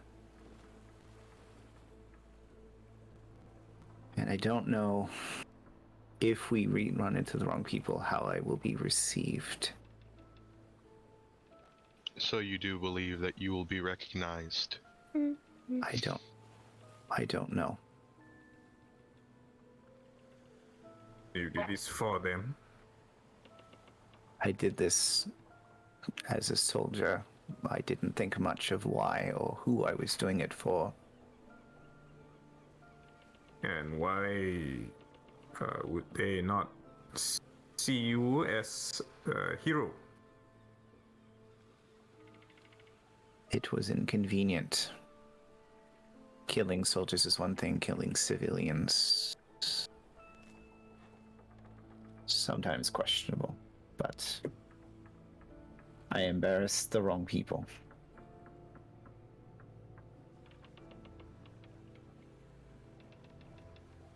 Okay. So we keep you quiet. I don't know if I can be kept quiet looking where I am. They're one of the only places in the world that really accept people who look like me, the magics they delve into. That does not seem to extend to everybody that may look different or dangerous, as we've heard how they treat people like Zulkifli. Yes. Asmir, did you come to my part of the world? Did you come to No. Asiapi? Or no? No. I only felt on the mainland.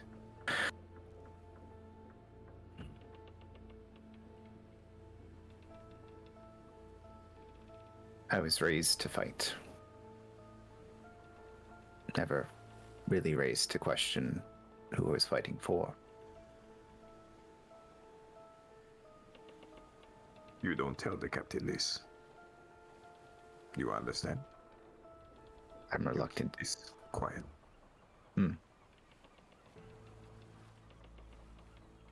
Because he will kill you if he finds out. Or maybe he tried to take something from you. Secrets.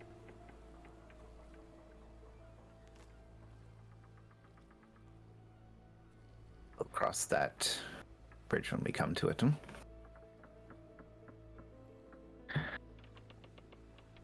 This man, this captain, he is.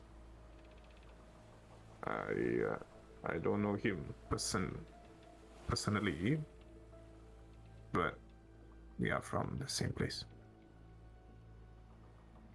Base Empire, Caliban Empire, and they are taking it, and he is fighting them. He says his cargo, all of it, is going to they were using it for the money, so now his pirates, they take it to help fight against the Empire. That would explain why we were given such an honorable deal. So is he a pirate or a freedom fighter? Well, same.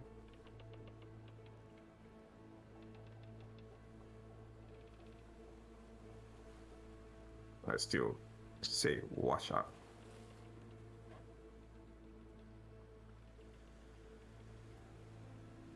Well,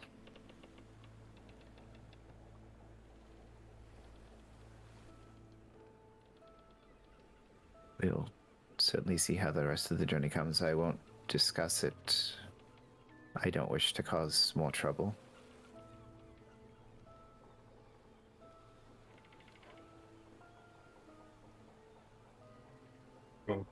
Zul starts strumming an ominous tune. It's actually the same tune as we're hearing in the background. Yeah. We're gonna make it diegetic right now. Yeah. At least I might be some help. Knowing the land a little. But Yeah. Maybe some friends you can talk to, who can help. I don't know if the opportunity presents itself, but my reputation didn't exactly give me many friends, just soldiers in my command.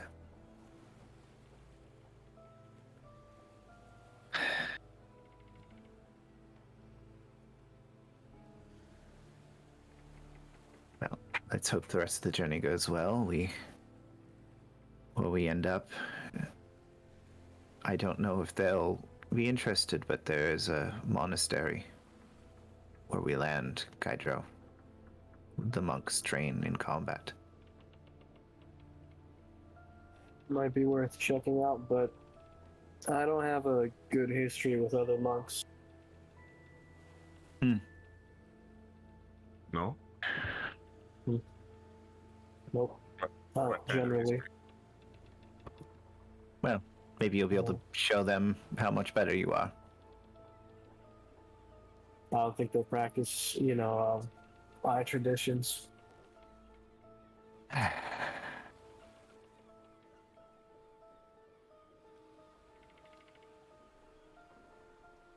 The way of the dragon isn't normally really taught.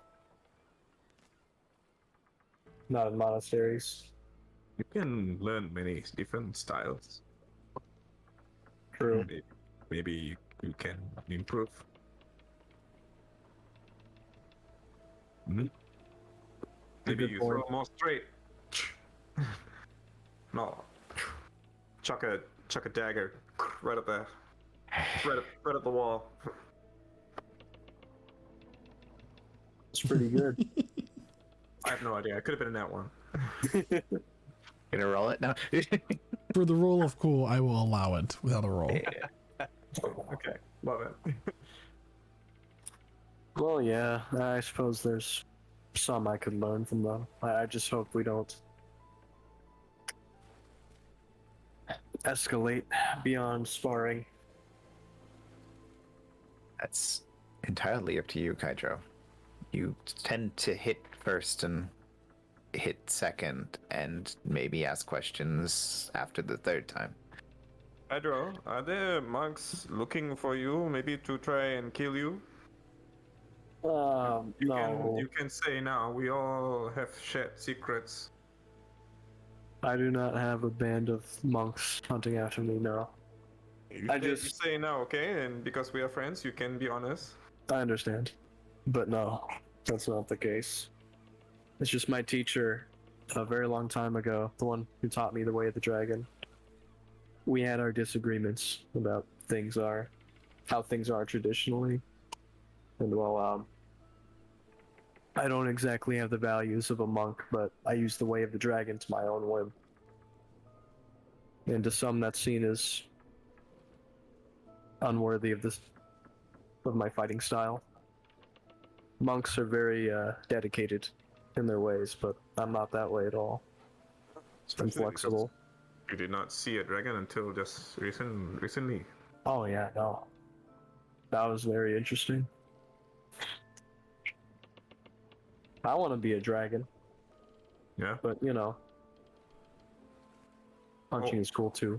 Yeah, I didn't realize that was an option. I'll do my best. You Get as start, close as you can. yeah, start growing wings. Let us know. You know, I'll let you know if that starts happening anytime soon.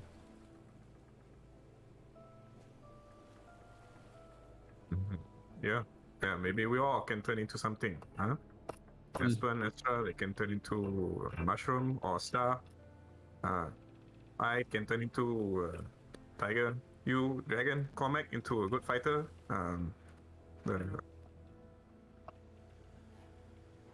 What about Casimir? Casimir, more devil. More Or devil. just human. Who knows? And Nazmir just grows a second person. Yeah. Maybe Nazmir can make a third person. Hmm. Maybe his second person can make a smaller second person.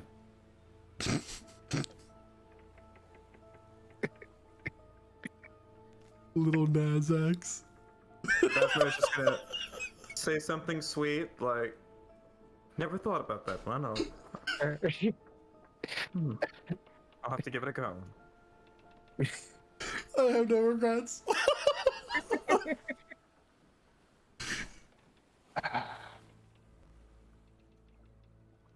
So, as you all begin to rest on this ship that capsized your last one, Astra has something to say.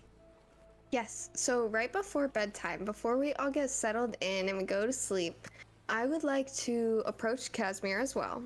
Mm-hmm. Casimir, Mm-hmm.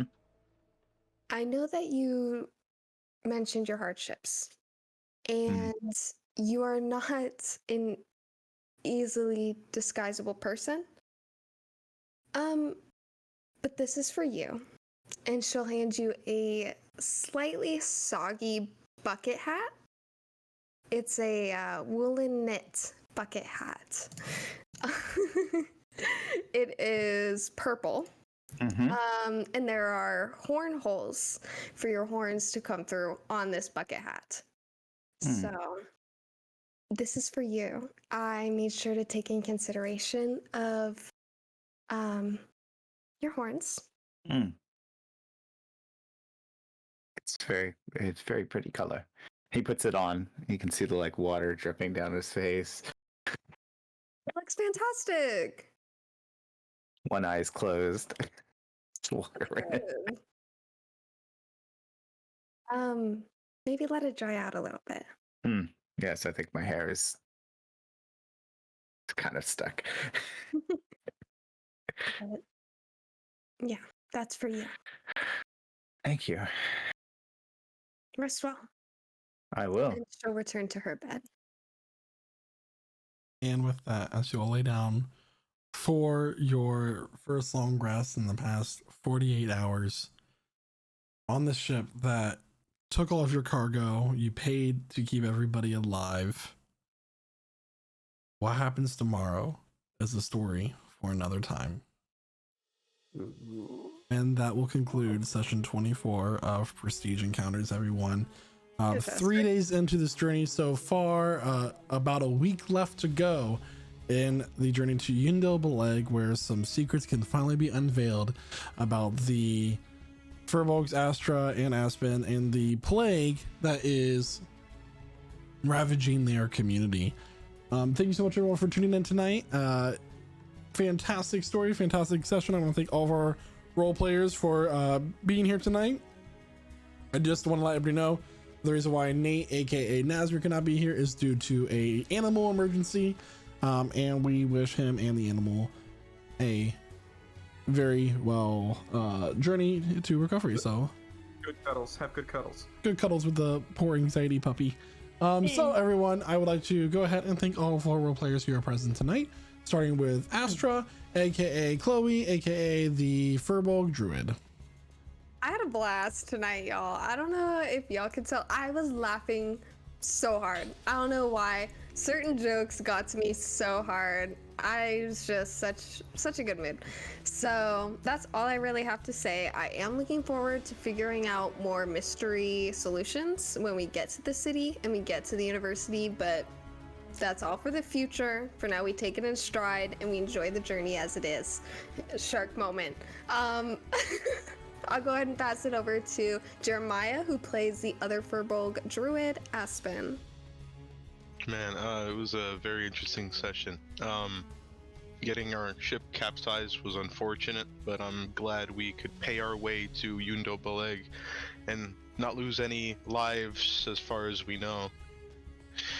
But yeah, I'm super excited for our next session, and I am itching to know what that tailor made for Aspen. It's just sitting in the back of my head. Like Aspen felt so observed, he has to know. But yeah, great session, and with that I'll pass it over to our human blood hunter. Who are you calling human? I was born this way. Yeah, this was fun. Yeah. Oh God, I really wanted to kill some pirates. I got to take out one at least. Squish. Yeah, that's one fewer pirate, but one less freedom fighter for the cause, which is a shame. Yeah, this was super fun. Thanks to once again Michael for putting it all together. Thank you for role playing with me, everyone. Noah was super fine with going along with this. Zulkifli was not. It's one of these moments where I gotta just follow with what he wants. But for more about what he wants, I would like to refer to our friend Quentin over here, who plays Cormac. Yeah. Yeah, that's me. Yeah. Thank you, Noah. Yeah, it's a great session. Sad to see the ship go, but we lost one ship, we gained one ship, so I guess equivalent exchange. I don't know, something from Full Metal Alchemist.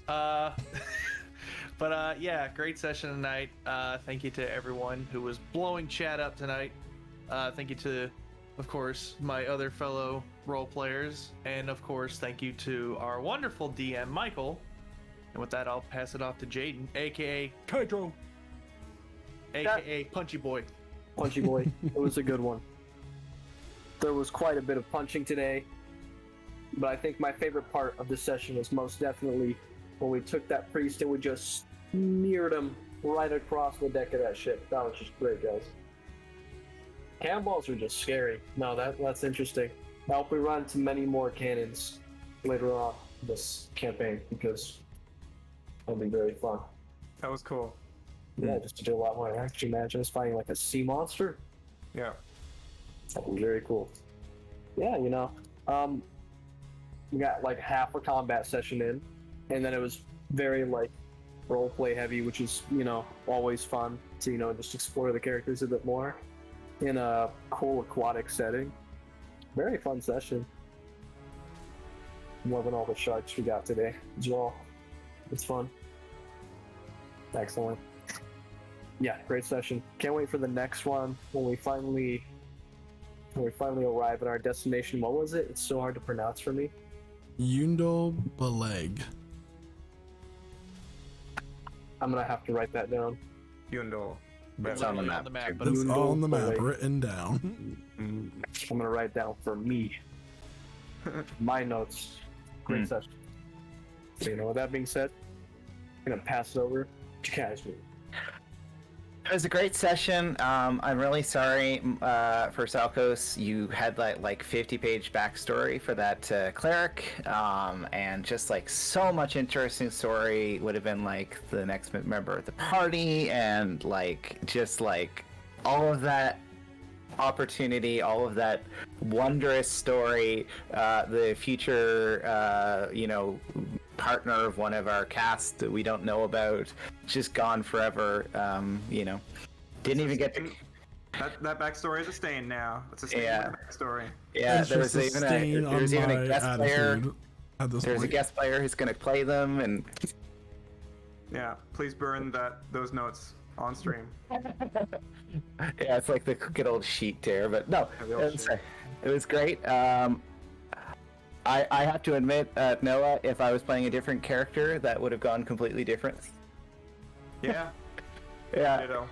yeah, it was like, oh my god, I've got the pragmatic guy who's like, nope, this isn't worth it. Anyways, explaining motivation, brilliant, well played, fascinating, and we lost one ship. Now we're on a cooler ship that's a little smaller, with a much cooler captain, and we just learned that don't take the bargain of the first turtle who offers to carry you at sea.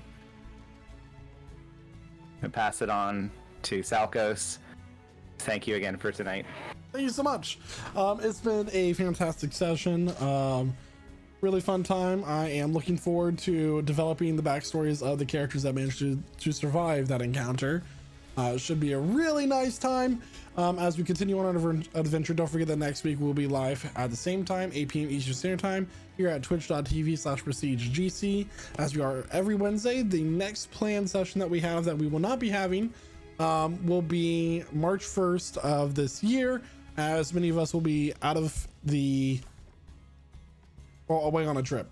So yeah, so March 1st we will not be having a session, but in the meantime we have a ton of stuff happening in the PGC server, including game night events, other streams, giveaways, and more, such as our new Minecraft server will be opening up very soon, and our Valheim server is already open, and a Ark server will be opening very soon. So lots going on there. Don't forget to join the Discord. It's a lot of fun. It's a cool time. It's so great. Yay. But everyone, I have nothing else to say other than bye. Bye. Bye bye. Don't go chasing turtle foils.